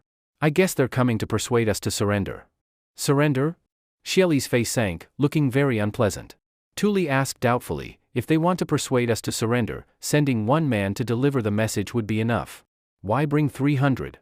Xieli's eyes moved, and he said disdainfully, "Perhaps the leader is a Tang general afraid of death, so he's bringing so many to show off his strength. You, go tell this Tang general that Turkic warriors never surrender. If it's war he wants, then war it will be." "Yes." The watchman returned to the outermost ridge. By now, the 300 Tang soldiers had reached the foot of the ridge and were spreading out, heading up. The Turkic watchman shouted, "Tang soldiers below, if you're here to persuade us to surrender, then get lost. We Turkic warriors will never surrender to the Tang. Among the Turks, there are only warriors who die in battle, no cowardly weaklings who surrender." After speaking, several of the watchmen wore proud and self-satisfied expressions. "See, we truly have backbone." Qingxiu said to Cheng Yaojin and Yu Qigong beside him, "You two, shoot them all." Without a word, Cheng Yaojin and Yu Qigong drew their bows, and several arrows whistled through the air. 2 Turkic soldiers on the ridge were shot dead on the spot. The remaining 4 or 5 had not yet reacted before a dozen veterans shot them into hedgehogs. Several bodies rolled down the ridge. When Xieli saw this, he frowned. "What's going on? Why are they all rolling down? Could it be?" His eyes widened, and he roared, "The Tang army is attacking. Prepare for battle." Tuli's expression changed, his face full of doubt. "This shouldn't be. This isn't even a place to fight, and the scouts just said the Tang have only 300 men. Surely they wouldn't be stupid enough to come here and fight us head-on." Hearing this, Xieli also looked puzzled. "You, go up and scout. Everyone else, follow me up the mountain to see what the Tang are up to." The Tang army's actions truly baffled Xieli and Tuli, both wore confused expressions. But the next moment, they saw Tang soldiers already standing on the ridge's highest point, and behind each of these few soldiers was a large burlap sack, bulging with something unknown. When Xieli's gaze fell on one particular young man, his eyes widened in fury. "So it's you, you little lamb." Qingxiu grinned, took the sack off his back, pulled out a black iron grenade, lit the fuse with a fire striker, and threw it straight toward Xieli's position. Xieli's whole body trembled, his mouth falling open as a wave of bad premonition surged in his heart. Although Qingxiu had promised Ashina Yu not to kill Xieli, no one could guarantee he wouldn't be blown up by a stray grenade. "What is?" Tuli tilted his head, seeing the black lump flying through the air, his face turned pale, and he shouted, "It's the weapon of the gods, run." With that, he dove headfirst into the crowd. Xieli reacted quickly, bolting toward the left. The grenade landed right where Xieli had been standing. Boom! With an ear-splitting explosion, black coal flew everywhere. A crater 2 meters wide was left in the ground, and 3 or 4 nearby Turkic soldiers were blown off their feet. Even shards of coal pierced into several men's bodies, causing waves of terrible screams. After dodging the grenade, Xieli stumbled and fell. When he got back up, he was covered head to toe in black soot. He looked on in despair as 200 to 300 Tang soldiers simultaneously opened their sacks, lit the black lumps with fire strikers, and hurled them into the densest parts of the crowd. Then came an unending roar of explosions. Boom, boom, boom, rumble. All through Haishiku, explosions and screams filled the air. The 60,000 Turkic troops scattered in panic, not even thinking about climbing the ridge to resist. They didn't even dare lift their heads, running blindly like headless flies.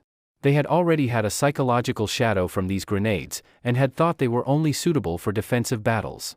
They hadn't imagined these little things could be carried and used as thrown weapons. Xieli, his face like ash, shouted, "Form up! Form up! Don't be afraid! Charge and kill them all! Seize the gods' weapons!" But his voice was drowned out by the explosions, and instead of coming together, the Turkic army became even more chaotic. Those few who had managed to climb the opposite ridge were pale-faced and trembling in their legs. Ha ha ha ha ha! Chang Yaojin laughed as he hurled grenades down. Yu Qigong did the same. These 300 Tang soldiers were all hand-picked by Qingxiu, strong, veteran warriors, able to throw a nearly 1-gene grenade 70 to 80 meters, covering the whole battlefield with firepower. In less than half an incense stick's time, the Tang soldiers had thrown all the grenades they'd brought at the Turkic army. Qingxiu waved his hand, "Withdraw." "That's it? Already?" Chang Yaojin looked at his empty sack with disappointment. Yu Qigong also complained, "I didn't even get my fill of throwing, too few." Qingxiu said irritably, "Over 2,000 grenades, and you think that's few? Look at what the Turkic army has been turned into." The ravine was filled with the corpses of Turkic soldiers, if not 10,000, then at least 8,000. "Too much, this is going too far." Xieli, his face covered in black soot and his eyes blood-red, looked up to the sky and roared in anger. Tuli urged, "Great Khan, now is not the time for anger. We need to move further inside quickly. Otherwise, if the Tang army comes again to throw those things, all our men will be blown to pieces." "Yes, yes, everyone follow me and move in." Soon, Xieli led his men 2 ridges farther in before finally feeling at ease. With a dark expression, he said, "Check our casualties from this attack." About half an hour later, Tuli, with a bitter face, said, "Just this one time alone killed over 9,000, and more than 5,000 others were wounded and have lost the ability to fight." Losing 15,000 troops in one blow left Xieli dizzy and lightheaded. Heavens, could it be the sky wishes to destroy my Turks? Xieli looked up and lamented, his eyes already filled with tears. Tuli consoled him, "Great Khan, do not be too sad. Sicily still has 50,000 men. Once we join together with them, we'll have over 90,000, and then we can break out." Xieli snarled at a few Turkic soldiers, "Where is Sicily? Where has that bastard run off to? Why hasn't he come to join us yet?" "Report, report." A Turkic soldier ran over, his face terrified, stammering, "Great Khan, it's not good, Sicily has led 50,000 troops to surrender." Xieli's mouth fell open, and with a boom in his head, his vision went black. He sat heavily into a pile of gravel, the sharp coal stones cutting his backside and making it bleed, without him even noticing. "What? What did you say?" Tuli's eyes nearly popped out. He grabbed the soldier by the collar and roared, "When did this happen? Why are you only reporting now?" The soldier, trembling, explained, "Less than an hour ago, I was about to report when the Tang army came to throw black lumps. I was knocked unconscious by the blast." "Damn you!" Tuli kicked him over. He walked to Xieli, looking miserable. "Great Khan, that bastard Sicily has surrendered to the Tang." Xieli came to his senses and roared, "Sicily, you treacherous dog! I will tear you to pieces." Tuli looked at the ragged remnants behind them and said weakly, "From over 100,000 troops, in the end we have only this many left. 100,000 troops." It was a story of grief. Xieli suddenly broke into loud sobs. Tuli's eyes were also red, and he stood disheartened in the wind. After a long while, when Xieli had cried enough, Tuli said quietly, "Great Khan, relying on our 40,000 men to break out is impossible. If we try, it will certainly mean total annihilation." Xieli asked, "Then what do you say we do now?" Tuli gritted his teeth and cautiously said, "Where there's life, there's hope. At this moment, there are only 2 paths left." Xieli's spirit lifted slightly, and he asked in a deep voice, "What 2 paths?" Tuli leaned in close and whispered, "First path, have several tribal chiefs lead a breakout, and in the chaos we slip out somewhere the Tang army won't notice. As long as we can safely return to the Turks, we will have the chance to rise again." Xieli asked, his expression complicated, "And the second path?" Tuli said darkly, "Surrender to the Tang." Xieli's face twisted in struggle as he fought within himself. Tuli reminded him, Great Khan, it's time to decide quickly. If the Tang army comes again to bombard us, we may not even have the chance to surrender. Xieli's body trembled, and he said bitterly, Surrender. Good, I'll send scouts to the Tang camp immediately. Wait. Xieli grabbed Tuli, gritting his teeth, we can surrender, but ч14 must die. Tuli, you will go personally and tell the Tang general that I will surrender only after seeing ч14's head. Tuli hesitated for a moment, then nodded, all right, I'll go. Before long, Tuli rode over several ridges and arrived before the Tang camp. Facing the neat ranks of Tang soldiers, Tuli dismounted, placed one hand over his chest, and saluted, I am Tuli Khan of the Turks. I wish to see your leader. Qingxiu rode forward and said, That's me. Speak your piece. Although Tuli had seen Qingxiu near the Wei River before, he had not looked closely. Now, taking a good look, he was surprised at how young the man was. He said to Qingxiu, Khan Xieli has decided to surrender, but he will only do so after seeing ч14's head. Otherwise, the Great Khan will lead the Turkic remnants to break out and perish together with the Tang. Qingxiu raised an eyebrow and said to Chang Yaojin, General Chang, go to the Grand Marshal and have him cut off ч14's head and send it over. Chang Yaojin frowned, Deputy Commander, the Tang do not kill surrendered generals, don't you know this? Qingxiu sneered, killing one surrendered general to save tens of thousands of Tang soldiers' lives is worth it. I believe the Grand Marshal will gladly agree to this. Chang Yaojin thought for a moment, then nodded, mounted his horse, and went to find Ling Jing. If ч14 wasn't killed, Xieli might lead a breakout. In desperation, people could unleash terrifying strength. Even with superior numbers, the Tang army would take heavy losses fighting desperate Turks, at least several thousand to 10,000 casualties to wipe them out. About half an hour later, Chang Yaojin returned carrying a bloodied head, followed by Ling Jing and his 10,000 cavalry. Ling Jing's expression was dark, and when he looked at Qingxiu, there was a faint murderous intent in his eyes. Chang Yaojin tossed the head at Tuli's feet, ч14's head, take it to let Xieli enjoy the sight. Tuli examined it, confirmed it was ч14's head, picked it up, mounted his horse, and returned the way he came.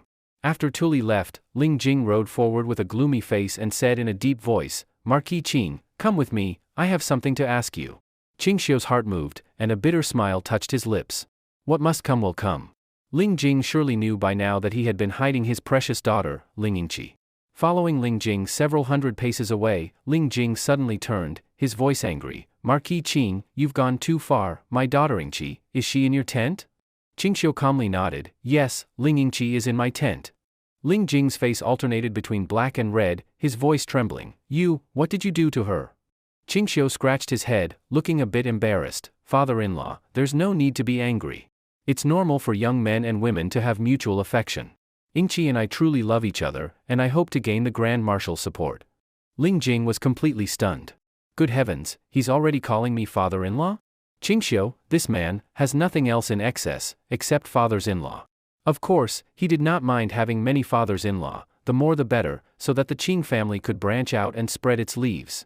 Calling him father-in-law caught Ling Jing completely off guard. Ling Jing's expression changed, and he cried out, who is your father-in-law? Don't shout nonsense and ruin my daughter's reputation. At that moment, Qingxiu almost wanted to say, your daughter's reputation is already gone. Ling Jing snorted angrily, I, Ling Jing, have only one daughter. In the future, I will find her a husband who is her equal in family status and pleasing to me. She will never be made anyone's concubine. You have no fate with her, so give up that idea. Qingxiu asked doubtfully, could it be that Duke Wei looks down on me? Am I not her equal in status? You? Ling Jing frowned, it's not that I look down on you. My meaning is clear, if my daughter is to marry, her husband must be devoted to her alone. Marquis Qing, you have a harem full of wives and concubines, so you are not within my scope for choosing a son-in-law. Hearing the other speak so plainly, Qingxiu could only nod helplessly, since Duke Wei is so firm, I can only give up. In that case, he would just regard last night's intense battle with Ling Yingqi until midnight as a beautiful encounter. Ling Jing never imagined that his daughter had already lost her chastity. In his subconscious, he believed that his daughter Ling Yingqi was not a casual person and could never roll in bed with someone she had only recently met, but he did not realize that when his daughter was casual, she wasn't human. Ling Jing glanced at the defeated and broken Turkic remnants coming out of Haishiku and said to Qingxiu, Marquis Qing, I will only say this once, I hope you will not have further contact with my daughter. Certainly, certainly. Qingxiu nodded. However, Duke Wei, let me say this in advance, I will never take the initiative to disturb your daughter. But if your daughter comes to disturb me, then what? Impossible. Ling Jing shook his head and pursed his lips, absolutely impossible. How could she take the initiative to bother you? But since you have this concern, I will warn her a few times when I get back. You don't need to trouble yourself over it, Marquis Qing. Qingxiu smiled, and if the warning doesn't work, and you can't control her? Ling Jing said with some displeasure, she is my own daughter, I can certainly control her. Better that way. Qingxiu grinned, said this, and then rode off toward the main force. Behind him, Ling Jing's expression was a little strange. Where does this boy's confidence come from? But Ling Jing did not think too much on it. Whole army, stand ready. Xieli and Tuli led more than 40,000 battered remnants to the front of the Tang army. Xieli's expression was utterly dejected. He removed the golden blade from his waist, tossed it to the ground, glanced at Qingxiu, then said to Ling Jing, I am Xieli Khan of the Turks. I have come today to surrender. I hope the Tang army will treat our Turkic warriors well. Ling Jing nodded, dismount and surrender. Xieli dismounted, walked forward voluntarily, put his hands behind his back, and allowed himself to be bound. Seeing this, Tuli did the same. The 40,000 remnants all threw down their weapons, dismounted, and surrendered. Among them, many Turkic soldiers shed tears of humiliation.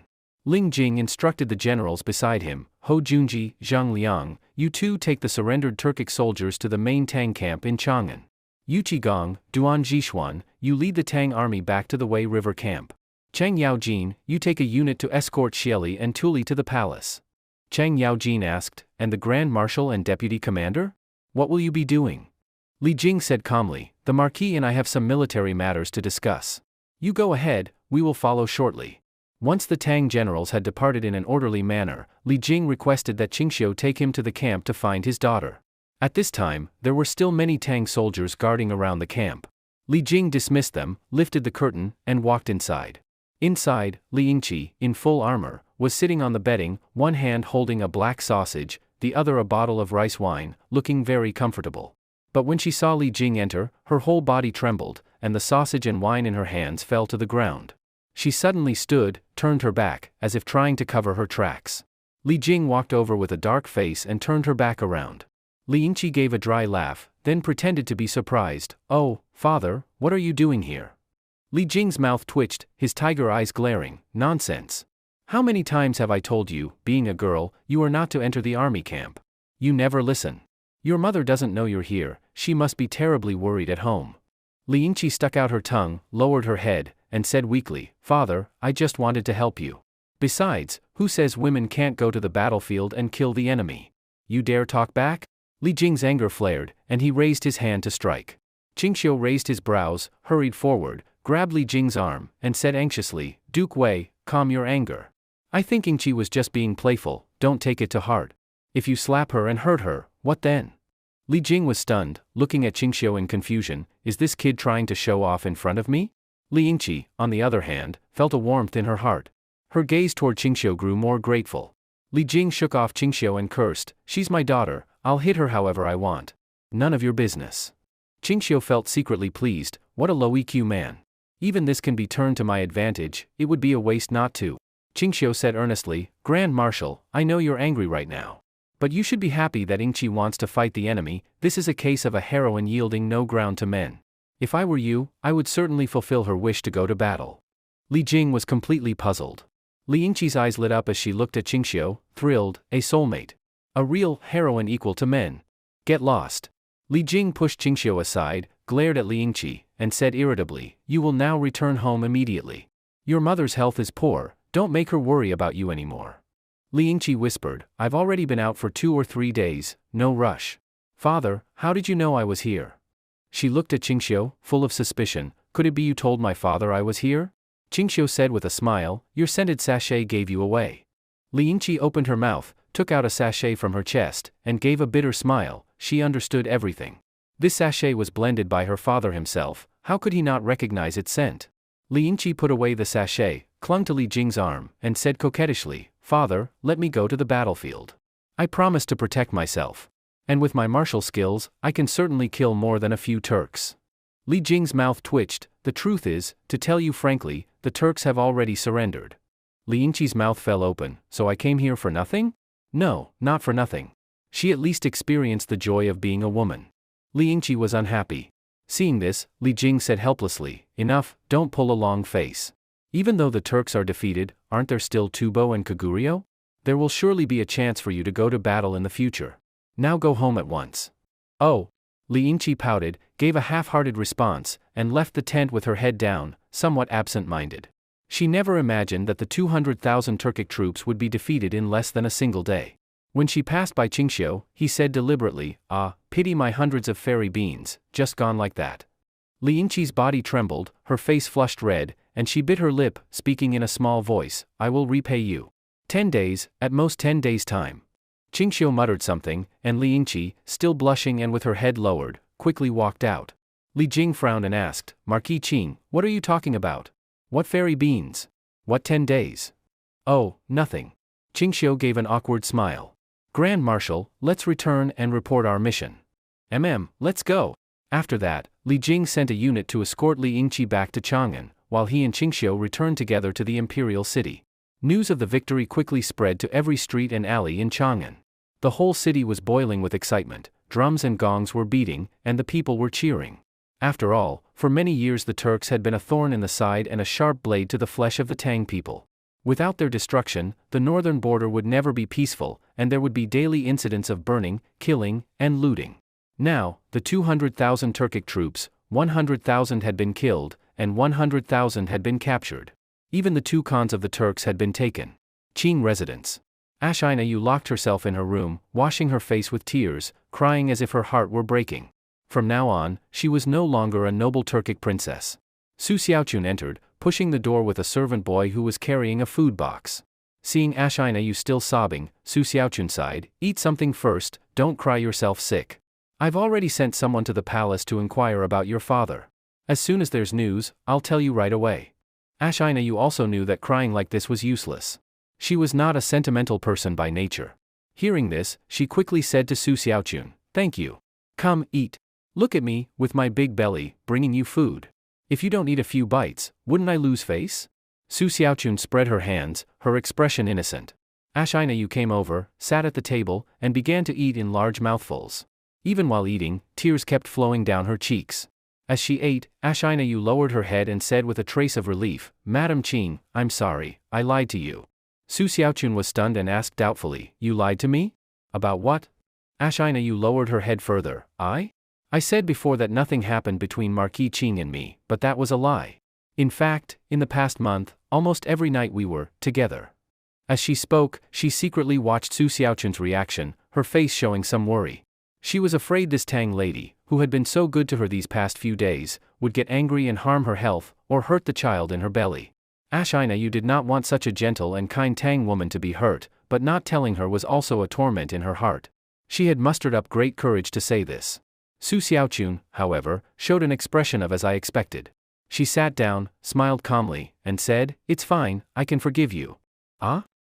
What did you say?" Ashinayu could hardly believe her ears. Su Xiaochun chuckled, "I said it's fine, I can forgive you.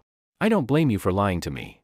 Ashinayu's eyes turned red, and she said softly, "Thank you, you are truly kind." She had never met such a kind Tang woman. Su Xiaochun sighed helplessly, "As for my husband, if you say he is kind, he can be kinder than anyone, knowing how to care for women. But if you say he's not kind, he can be extremely unkind, this unrestrained nature of his, he can never change. I've accepted my fate, after all, he is my husband." "Yes." Ashinayu, blushing, whispered, "Madam Qing is absolutely right, Marquis Qing truly is unrestrained. If he weren't so unrestrained, how could he have kept her pleasing him in different ways for an entire month?" Su Xiaochun's expression turned serious. "Let's speak of proper matters. Since you are already my husband's woman, and with the Turks defeated, the Tang will soon reclaim the grasslands. There is no way you can return to the Turks. Even if my husband were willing to let you go, His Majesty would never allow someone of a hostile nation to leave. So my suggestion is, stay here in the residence and rest quietly while you carry the child." "Rest quietly, while carrying the child?" Ashinayu was stunned. She swallowed hard and said in disbelief, "Madam Qing is saying, that I am pregnant?" She lowered her head, looked at her flat belly, and unconsciously placed her hand on it. Su Xiaochun nodded, "Yes, you are. A few days ago when I saw you vomiting, I began to suspect. Do you remember when I asked a doctor to check your pulse? Ashina said blankly, but, the doctor said it was due to acclimatization issues. Su Xiaochun gave a bitter smile. Silly girl, you've been in Chang'an for so long without any trouble from acclimatization, how could it suddenly happen? The doctor felt your pulse and found it was a pregnancy pulse. You are already pregnant, and it's full term. Ashina felt flustered and at a loss. Su Xiaochun was nervous, very afraid that Ashina would not accept the fact and would choose to have an abortion. After all, technically, Qingxiu and Ashina were still enemies, though at the level of nations, it was still an enemy relationship. I really am pregnant? Yes, you are. I want to ask what you plan to do from now on. Ashina was silent for a moment, then gritted her teeth and said, since Madame Qing is so generous as not to reject me, and is even willing to accept me, I will not be petty either. But, my status is still that of a Turkic princess. I can stay here to carry the child for him, but I have one request. What request? Su Xiaochun asked. Ashina said, he must guarantee my father's safety, otherwise, I will not give birth to his child. This, Su Xiaochun frowned, I will tell my husband. I believe he will find a way to keep your father safe. Thank you. I also want to see my father. I don't know if there will be a chance. Ashina was very hopeful. Su Xiaochun gave a bitter smile, I will tell my husband, but whether His Majesty agrees is another matter. Ashina shook her head, I will not make things difficult for you. I just want to see my father to confirm that he is still alive. If I can be granted that, I will have no other desires in this life and will serve Marquis Qing wholeheartedly. In truth, even without Ashina mentioning it, Li Er would not easily kill Xieli. After all, Li Er cared about the shame of Beima Valley. Without making Xieli suffer some humiliation, he would not let the matter rest. The Turks came to invade. I, your subject Li Jing, was fortunate not to fail in my duty. I destroyed 110,000 of the enemy, captured 90,000 Turks, including the Turkic Jeli Khan and Tuli Khan. Both have been captured and are now being escorted outside the palace. Outside the Taiji Hall, Li Jing reported the battle results to Li Er. Because there were far too many officials attending this morning court session, a high-voiced eunuch loudly announced. The soldiers have returned victorious from the expedition, 110,000 enemies slain, 90,000 captured, Jeli Khan of the Turks captured alive, Tuli Khan of the Turks captured alive. Thousands of officials from across the land became excited, almost every one of them showed an expression of joy. Since the founding of the Great Tang, the Turks had been a great burden pressing on the hearts of the Tang people. Now it was over, not only was the main Turkic force wiped out, but the two Khans of the Turks were captured. From now on, the Turks would never again stir up great trouble, and the northern frontier would be completely at peace. Li Er's face flushed red with excitement, and he loudly said, Good, good, good. 3 goods in a row were enough to show Li Er's excitement at that moment. Li Er stood up, came to the steps, and looked down at the thousands of officials below, speaking loudly. Li Jing, Duke of Wei, for merit in resisting the Turks, is promoted to Grand Master of the Purple Gold, rewarded with 10,000 taels of gold, 100 head of cattle and sheep, and 100 bolts of fine silk. Qingxiu, Marquis of Zhen, for merit in resisting the Turks, is promoted to Duke of Zhen, given 10,000 households in fief, rewarded with 10,000 taels of gold, 100 head of cattle and sheep, and 100 bolts of fine silk. Chang Yaojin, Duke of Lu, for merit in resisting the Turks, is promoted to Grand Master of the Purple Gold, given a purple gold and white jade belt, rewarded with 1,000 taels of gold, 100 head of cattle and sheep, and 100 bolts of fine silk. Duke of Yi. Li Er conferred rewards to 7 generals in one breath.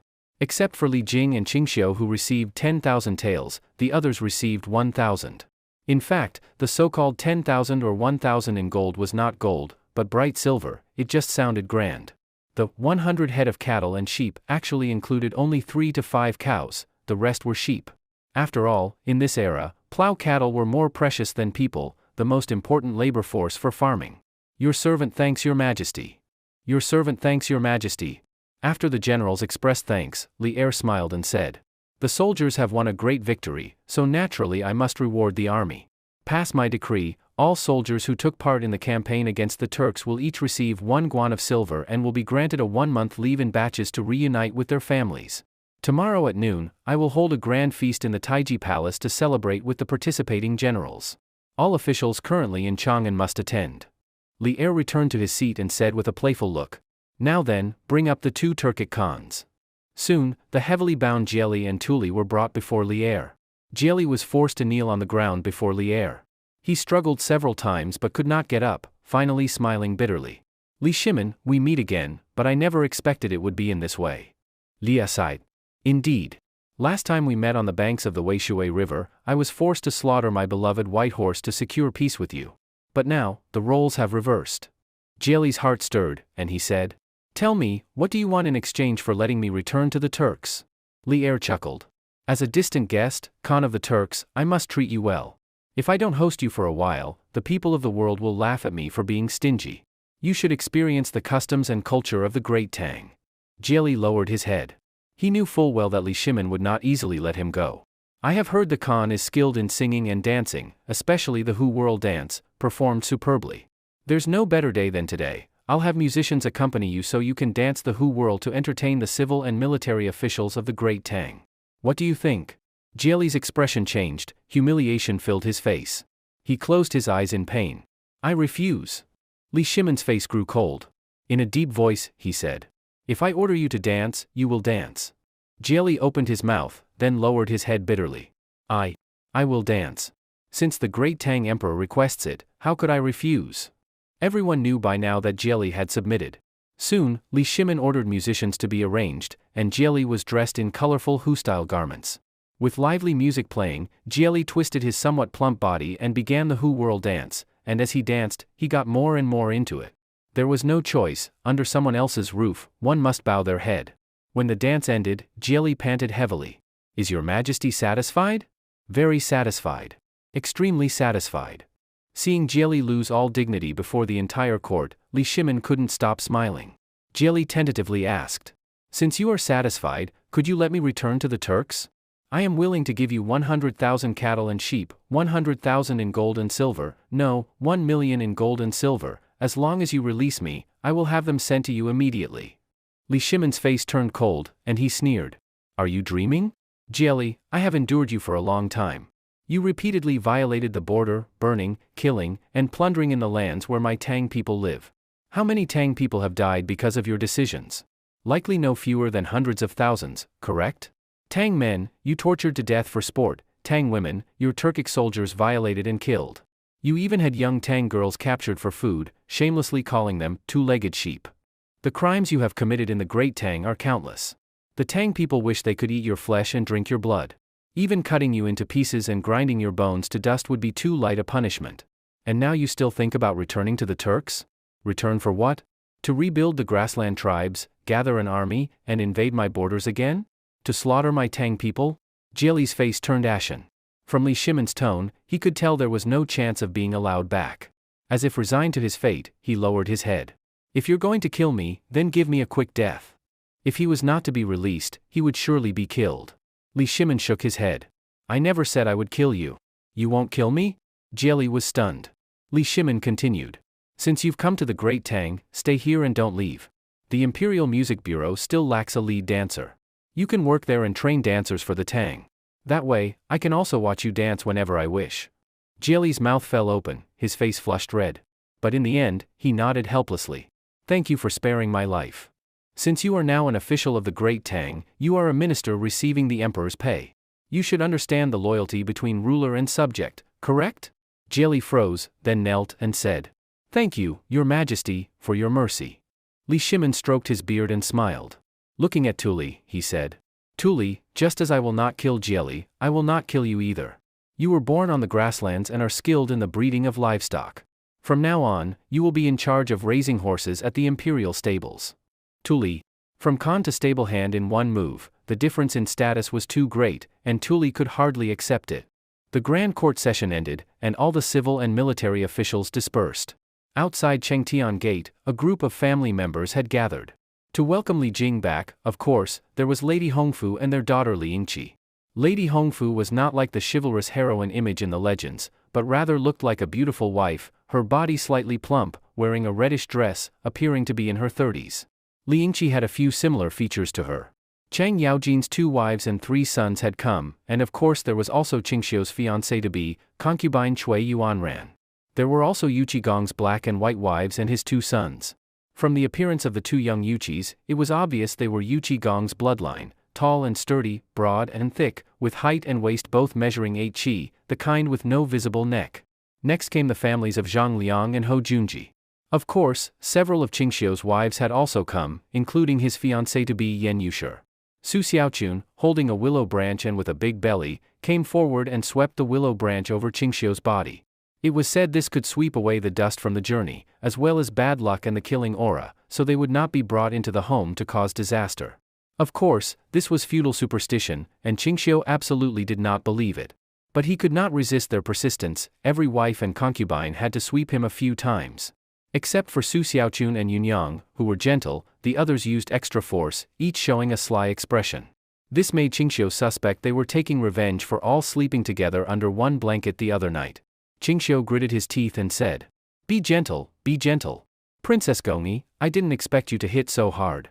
Just wait and see how I deal with you tonight. And you, Chang Sun Pingting, you won't escape either. Chang Sun Pingting's eyes lit up. She grabbed the willow branch and hit him a few more times, saying proudly, husband, if you have the ability, come at me. I'm not afraid. Li Lizhu covered her mouth and giggled. You deal with Pingting then. I'm going back to the prince consort's residence tonight anyway. Li Yuqing's eyes brightened. Did hitting harder mean being dealt with more severely at night?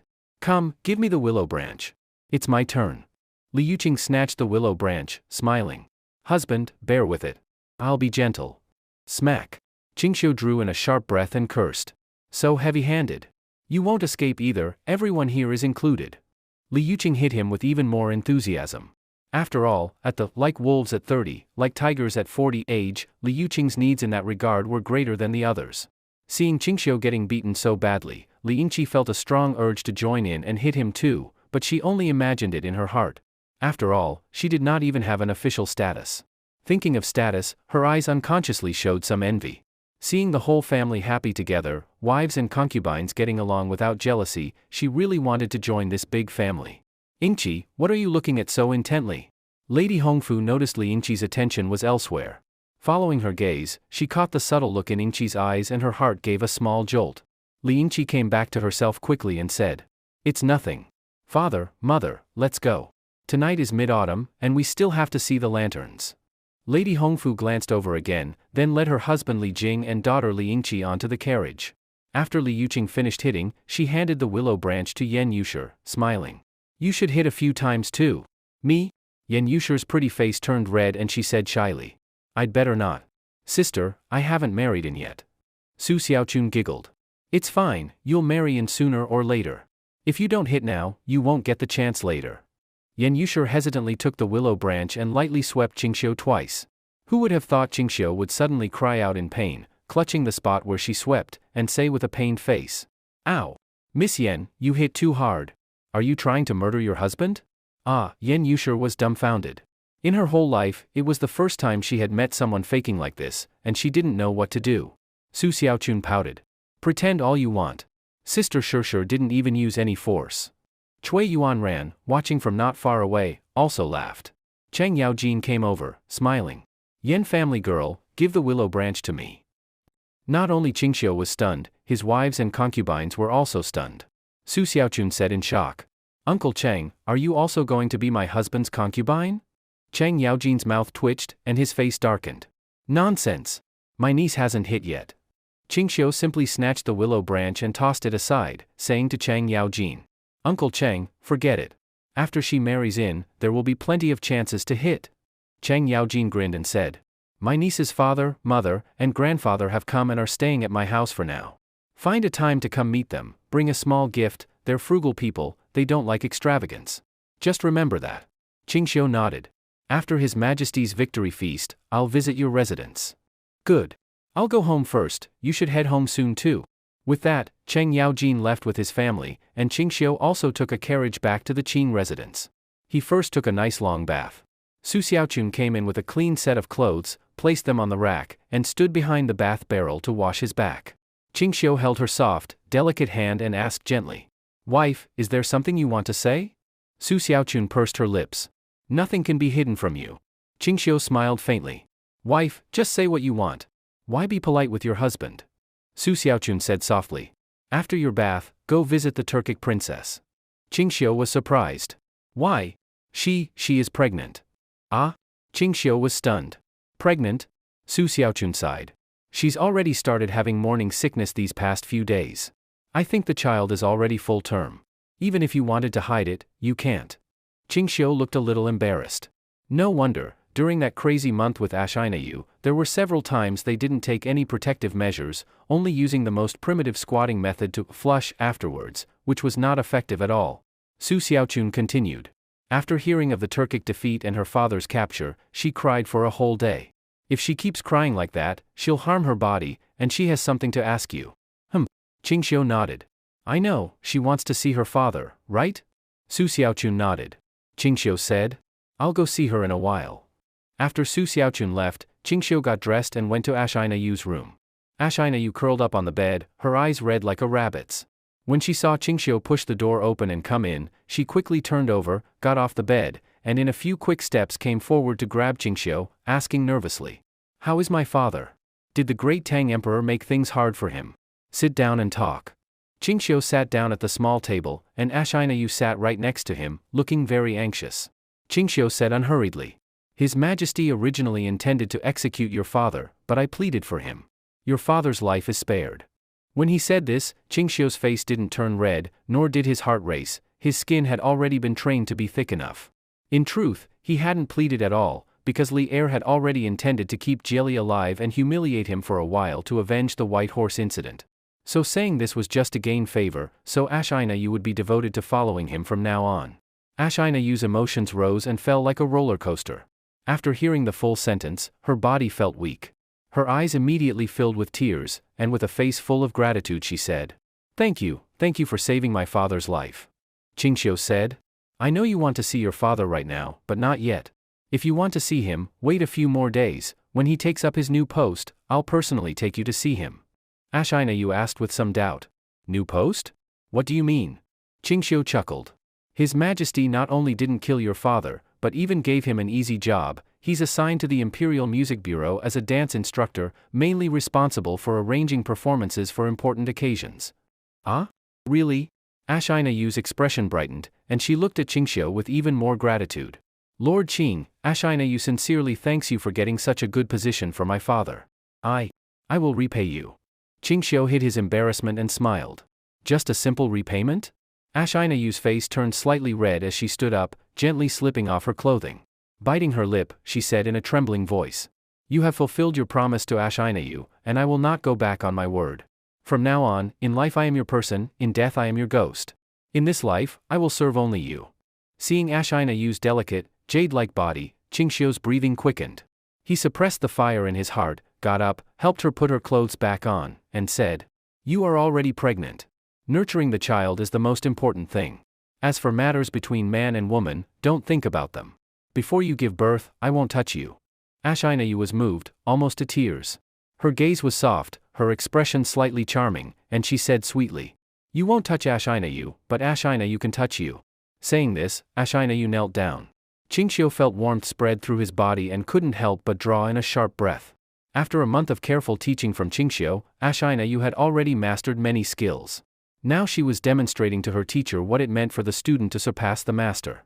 In Chang'an, those skilled in mouth techniques were mostly in the Qing residence. Half an hour later, Qingxiu lifted the hand resting on Ashinayu's head and said, Get ready, it's time to eat. Tonight I'll take you all to enjoy the lanterns. Ashinayu's appetite was good, she liked almost everything. When food was mentioned, she first nibbled on a few bites. After dinner, Qingxiu took his family out. It was the Mid-Autumn Festival, and Chang'an City had lifted the night curfew for 3 days. Every evening people celebrated the festival all night long. Almost all the citizens of Chang'an gathered on Zhuke Street. The stalls along both sides were brightly lit, and goods of every kind were on display: lantern sellers, riddle games, snack vendors, fortune tellers, character readers, in short, everything one could think of. The various cries of vendors never stopped.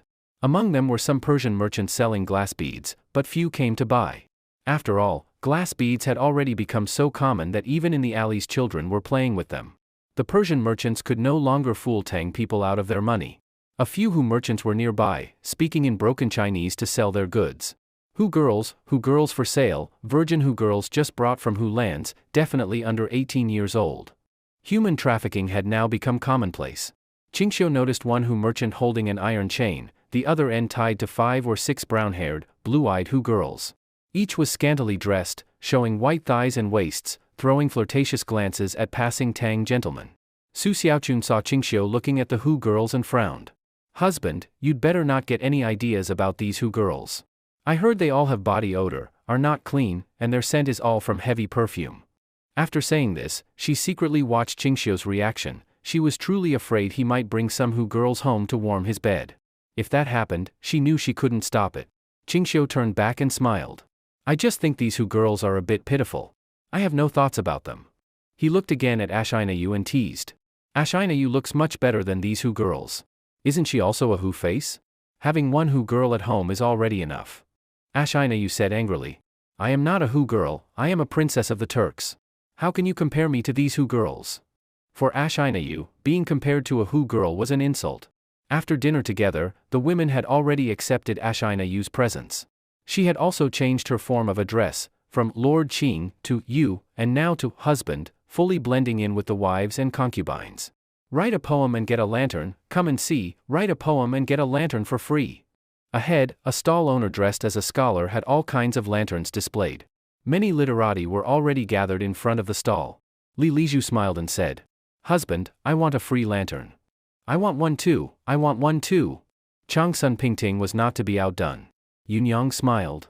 Master has such literary talent, you should write a few poems and get each of us a lantern. Li Yuchan, like Changsun Pingting, clapped and cheered happily for lanterns. Li Yuqing and Lu Yunyan just smiled warmly. As senior sisters, they truly regarded these younger girls as children. Husband. Su Xiaochun's eyes curved like crescent moons as she said sweetly.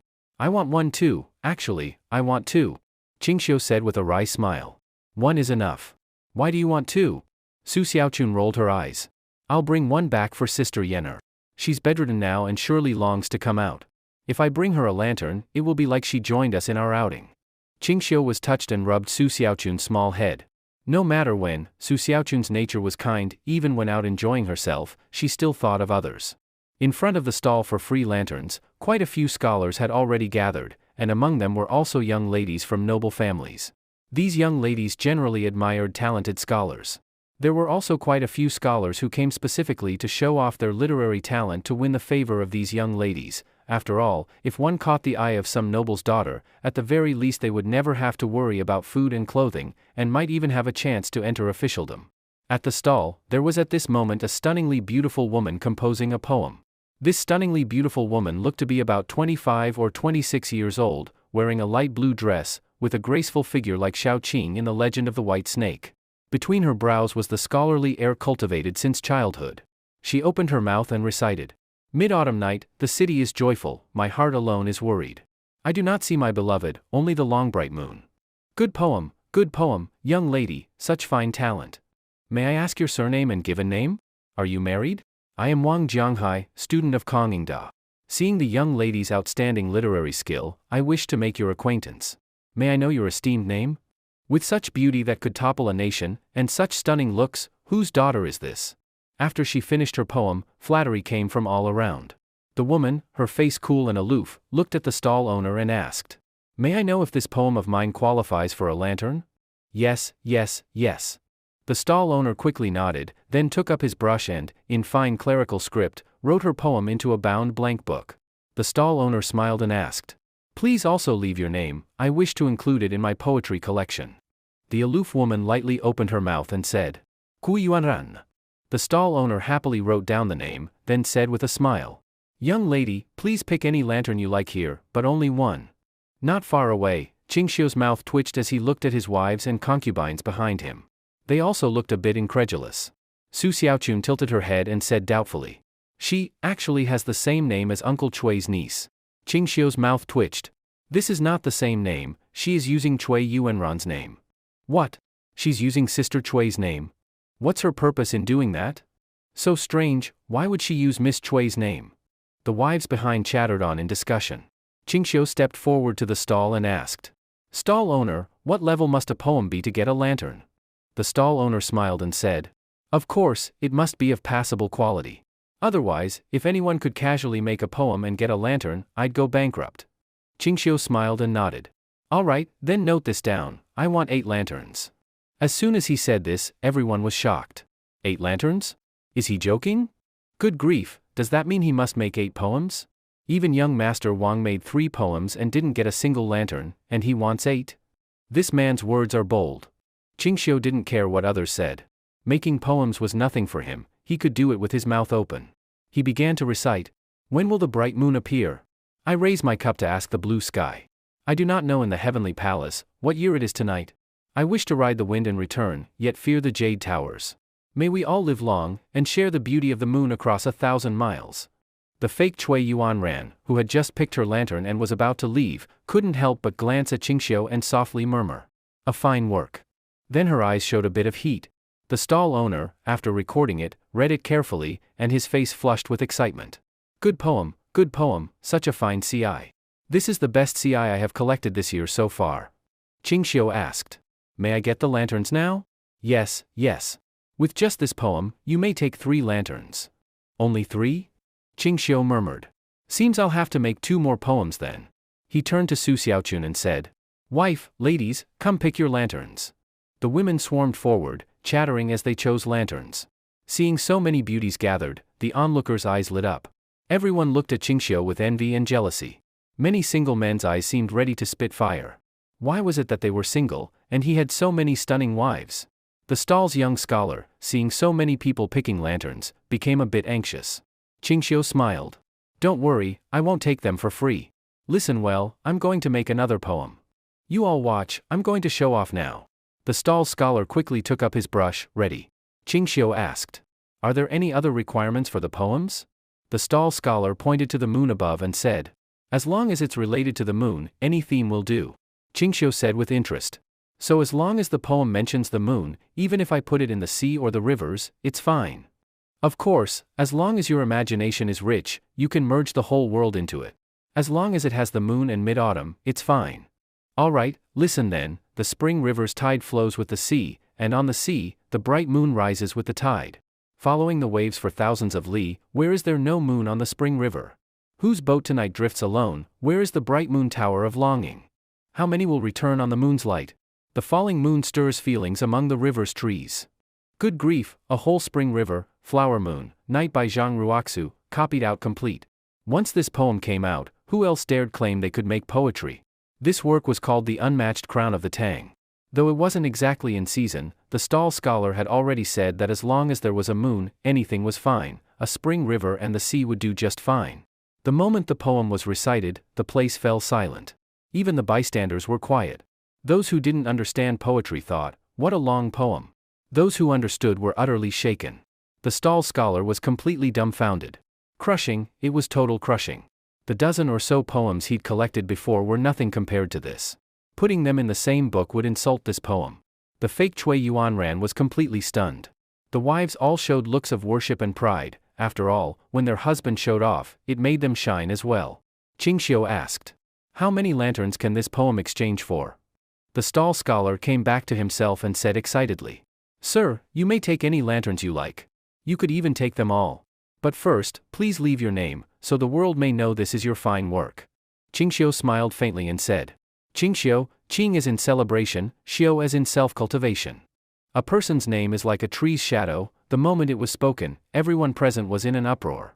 "Heavens, it's Lord Qing, it's actually Lord Qing. Heaven above, I have seen Lord Qing with my own eyes today." "What Lord Qing?" "He is now Duke of Qinghua, conferred today by His Majesty for his merits in resisting the Turks, a Duke of the nation, equal in rank to a prince.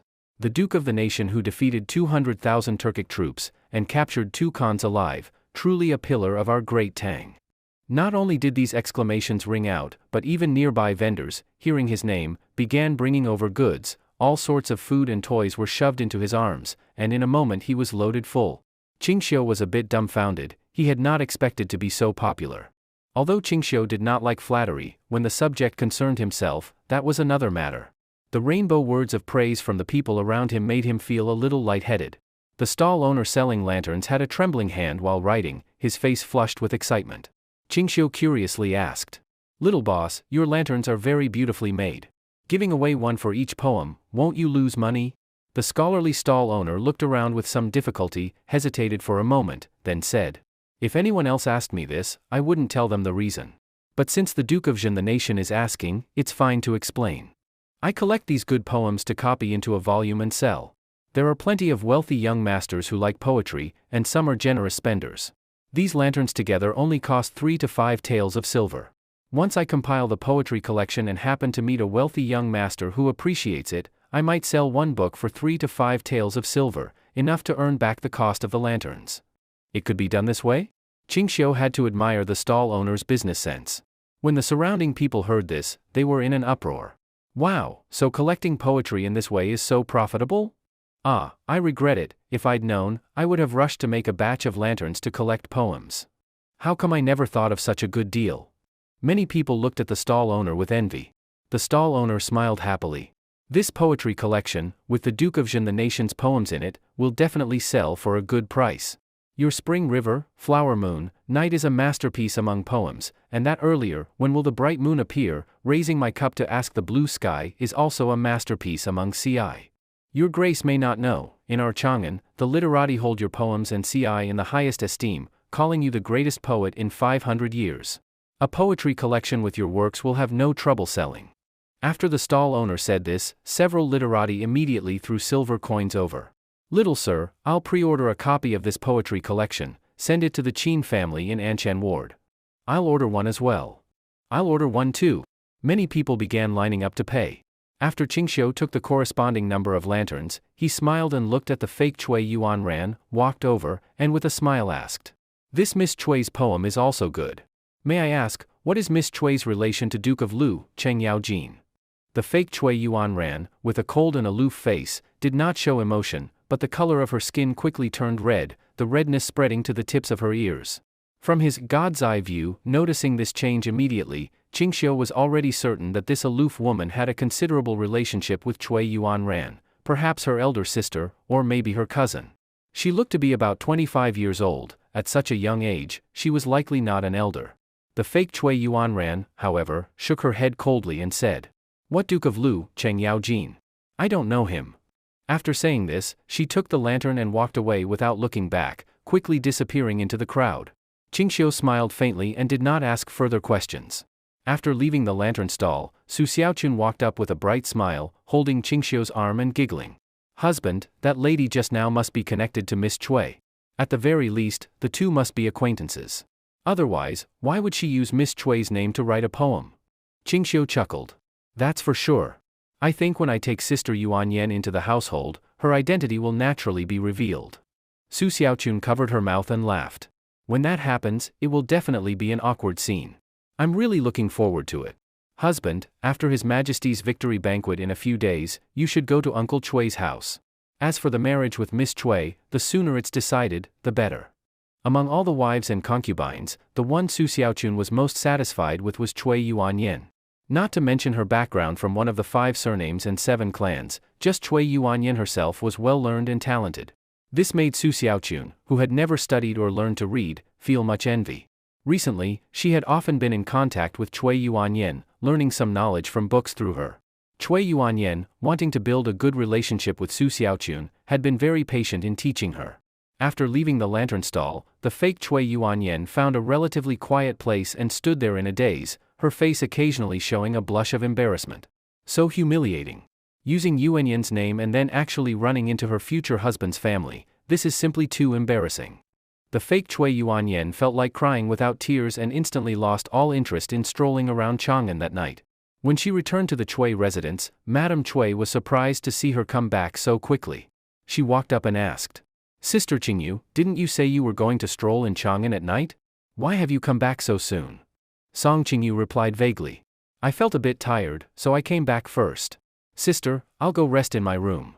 Finding an excuse, Song Qingyu went to her room and then rested her chin in her hand, staring blankly. Qingxiu spent half the night playing with his wives and concubines, doing things like guessing lantern riddles, pitchpot, and word riddles. Considering that Su Xiaoqun was pregnant and could not stay up too late, he took his wives and concubines back to the Qing residence. Qingxiu did not go anywhere else but stayed in Su Xiaoqun's room. When Su Xiaoqun finished bathing and saw her husband still there, she walked over, drying her damp hair, and asked suspiciously, "Husband, why are you still here? It's late, and in a few days you have to attend His Majesty's victory banquet. You should rest early." Qingxiu lay down directly on the bed and said, "Since you became pregnant, I haven't properly spent a day with you. Today I'm not going anywhere, I'll just stay here and keep you company. Su Xiaochun felt warm inside, her eyes turning slightly red. She was naturally very moved. She came over, took Qingxiu's arm, and said, "Husband, it's enough that you have the thought. I have Yunyang to keep me company. But the others, none of them have any movement in their bellies. You should focus on them. Go back to your room. Whoever you want to have serve you tonight, go to her room. I think you should go to Aunt Qing. Her monthly cycle ended 5 days ago, so these next few days are the best time for her to conceive. Aunt Qing is a few years older. At her age, she should give you children as soon as possible. Otherwise, when the younger ones all have children and only Aunt Qing and Sister Lu have no movement in their bellies, imagine how anxious they must be." Qingxiu's mouth twitched, and he couldn't help but think of what Li Yuqing and Lu Yunyan had once said to him. In truth, the two senior sisters meant something simple. They both said they were already older and did not want to have children again. Also, because childbirth had made certain parts of their bodies loose, they feared men would lose interest. So the two had already decided not to have children. But Qingxiu had never told Su Xiaochun this. Since Su Xiaochun had now asked, Qingxiu decided to tell her about this matter, so she would not worry in the future about Li Yuqing's and Lu Yunyan's lack of pregnancy. Just as he was about to speak, Yunyang pushed the door open and came in. Seeing Qingxiu lying on the bed, Yunyang first froze, then lowered her head to think for a moment, then looked up with a serious expression and said, "Sorry, I went to the wrong room." She then gave Su Xiaochun an ambiguous look and said, "Xiaochun, mother-in-law once said that for a pregnant woman, intercourse should be avoided in the first 2 or 3 months, but after 3 months, it's still fine, as long as the movements aren't too intense, there's no problem at all." Su Xiaochun's face turned red, and she pointed at Yunyang, scolding shyly. "What nonsense are you talking about? Hurry and come to bed. Husband only came here to chat, and he's just about to leave." After saying this, she pulled Qingxiu up and pushed him toward the door, urging, "Go, go. You're not welcome here. Tonight, you can go to anyone's room you want, just not here." With an innocent look, Qingxiu was pushed out, and then he heard Su Xiaochun slam the door shut, locking it from inside. He shrugged helplessly with a wry smile and could only return to his own room. Passing by Li Yuqing's room, Qingxiu heard the sound of splashing water. His heart stirred, and he pushed at the door. But the door was locked from inside and did not open. So he knocked. A lazy voice came from inside. "So late, who is it?" "It's me. Open the door." Qingxiu gave his name. First there was the sound of water again, and then Li Yuqing's gentle voice came. "Husband, wait a moment." After a short while, the door opened, and Li Yuqing stood there like a lotus emerging from the water, her body giving off a refreshing fragrance, with drops of water hanging from the ends of her hair. Qingxiu walked straight in and locked the door. Li Yuqing seemed to realize what might happen next. Her cheeks turned slightly red, but she pretended to be calm and asked, "Husband, what brings you here so late?" Qingxiu said seriously, "It's autumn now, and the nights are a bit chilly. Aunt Qing has just bathed, and your hair is still wet. That way it's easy to catch a cold, so I came to help you dry your hair." Li Yuqing looked at Qingxiu as if she'd seen a ghost, then suddenly laughed, covering her mouth, her body shaking as she bent over. "Husband, this is like, the drunken man's intention is not in the wine, isn't it?" Without explanation, Qingxiu stepped forward and lifted Li Yuqing in a princess carry, saying with a straight face, "What drunken man's intention not in wine? I haven't read books, I don't know what that means." Li Yuqing was cold outside and warm inside, outwardly dignified and aloof, but inwardly fiery, though that depended on the person. If it was an outsider, she was cold outside and inside.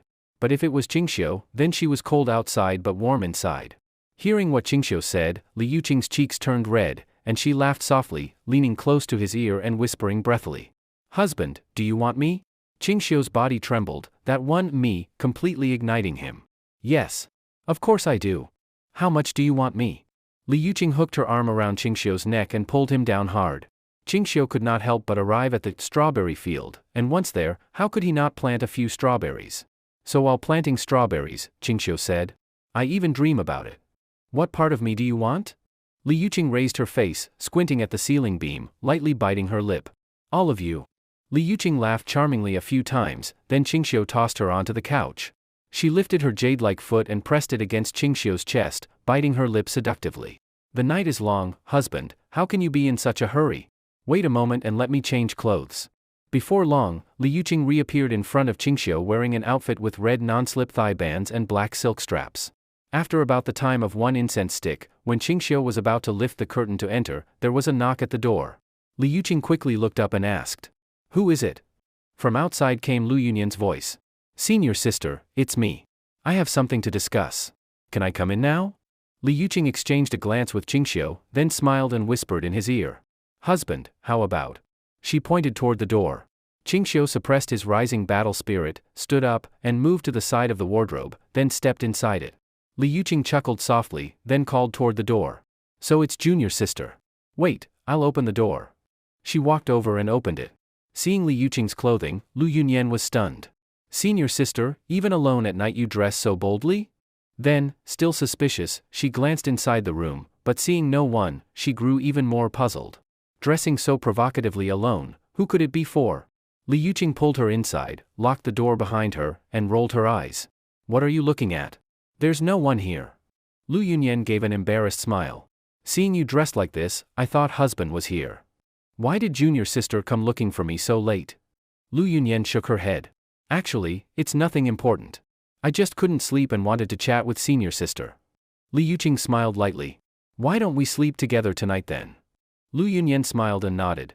That would be best. Come, junior sister, go inside. Lu Yunyan took off her shoes and went to lie down on the bed. Li Yuqing asked. What do you want to talk about? Lu Yunyan hesitated slightly, then sighed. Senior sister, I want to talk about Xiaoro and Sienna. Li Yuqing was surprised. Weren't they doing well in Sanha village? They have food and shelter, and have regained their freedom since childhood. They can go wherever they want. What is there to talk about? Lu Yunyan smiled bitterly. Senior sister, look at us two now. We're both married women. For the rest of our lives, we'll be with husband. Even if we go back to the Miao village, we won't stay long. We, as masters, have married. We can't still use the old Miao village rules to bind Xiaoro and Sienna, right? They are both grown, now both 18 years old. According to Tang law, by 20 they should already be married. Now you manage the entire Miao village. You won't still use the old rules to bind them, will you? They grew up with us. If they were to return to the village for the rest of their lives, I believe you wouldn't bear it either, right? Li Yuqing nodded slightly. Lu Yunyan sighed.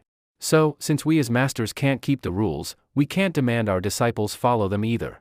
They're not young anymore, so I was thinking. As she spoke, Lu Yunyan looked at Li Yuqing, seeking her opinion. Li Yuqing said. So you want Xiaoro and Sienna to find husbands here in Chang'an? Lu Yunyan nodded. Exactly.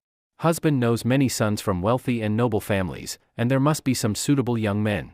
That's why I came to you, to see if we should ask husband to help find good husbands for them.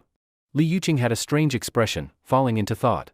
After a moment, she said seriously. I think this is something we should discuss with husband together.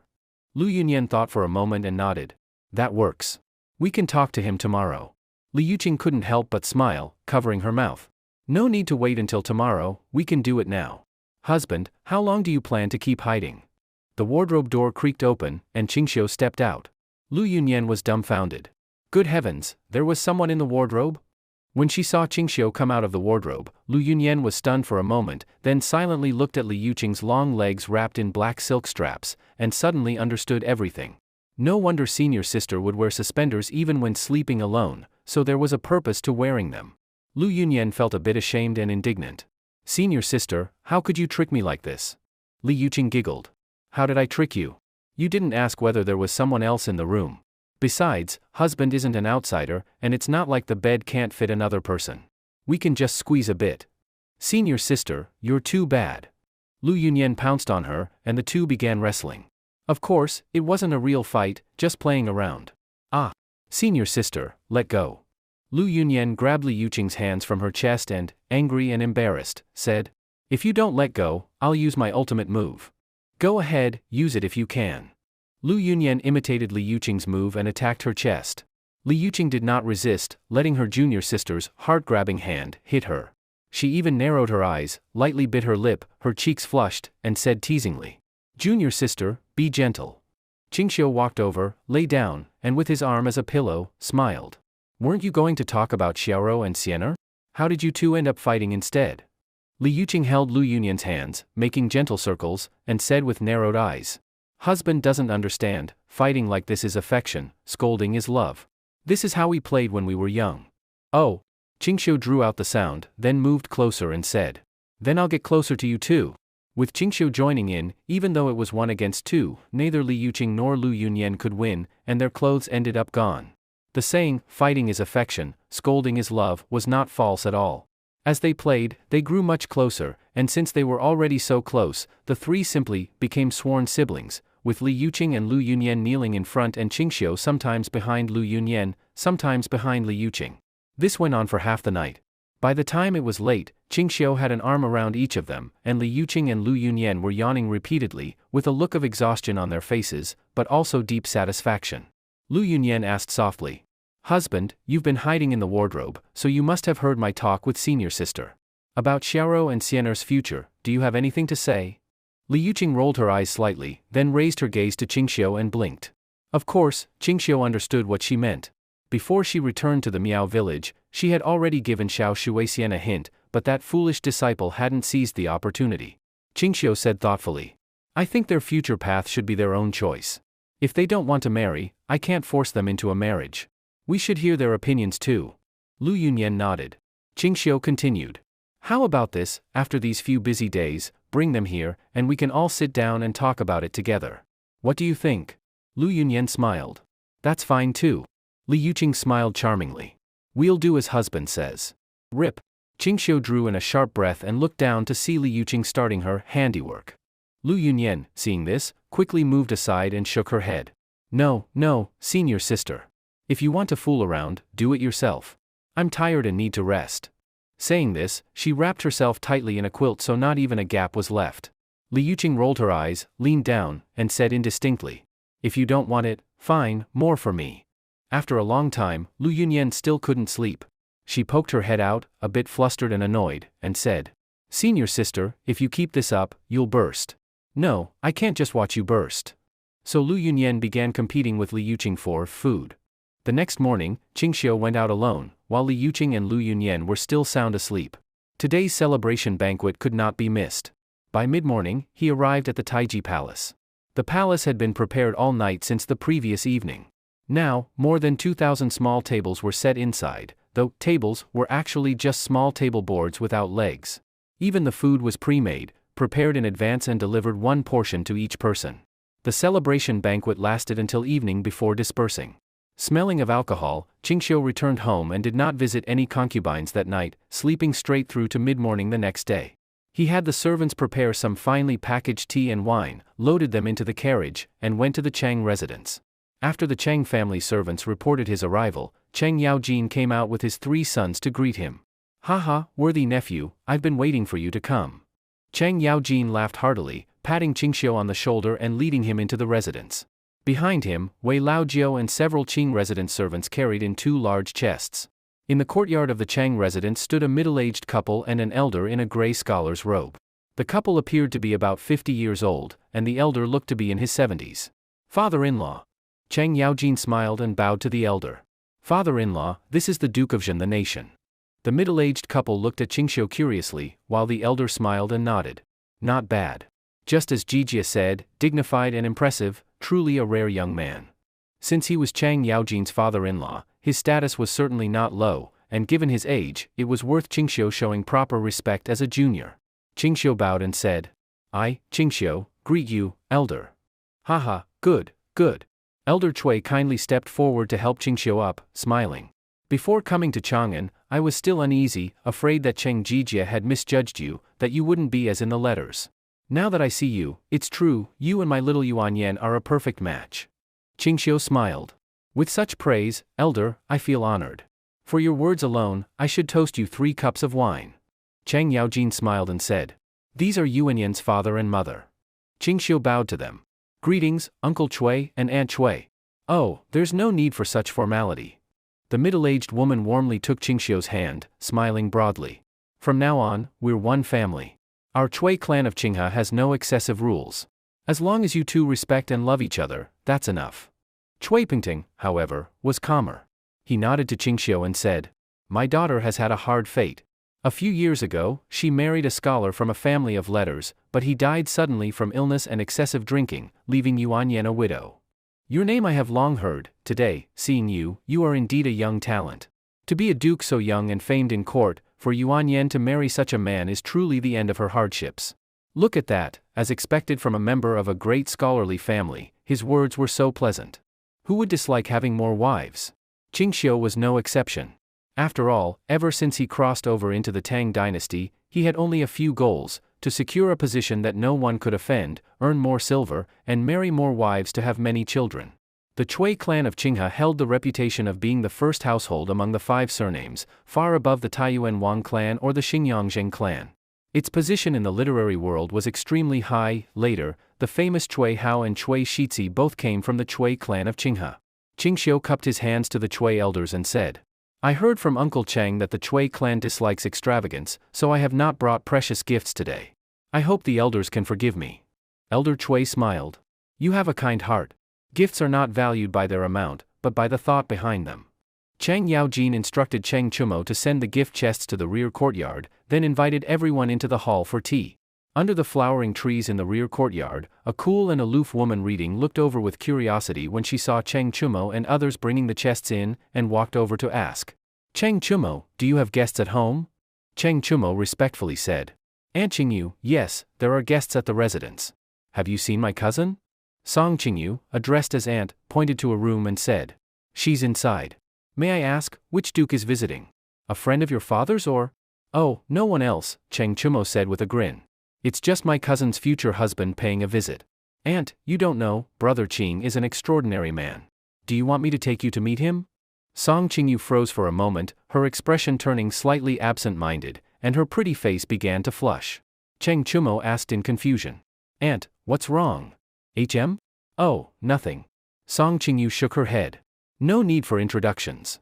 I'm tired, so I'll go rest in my room first."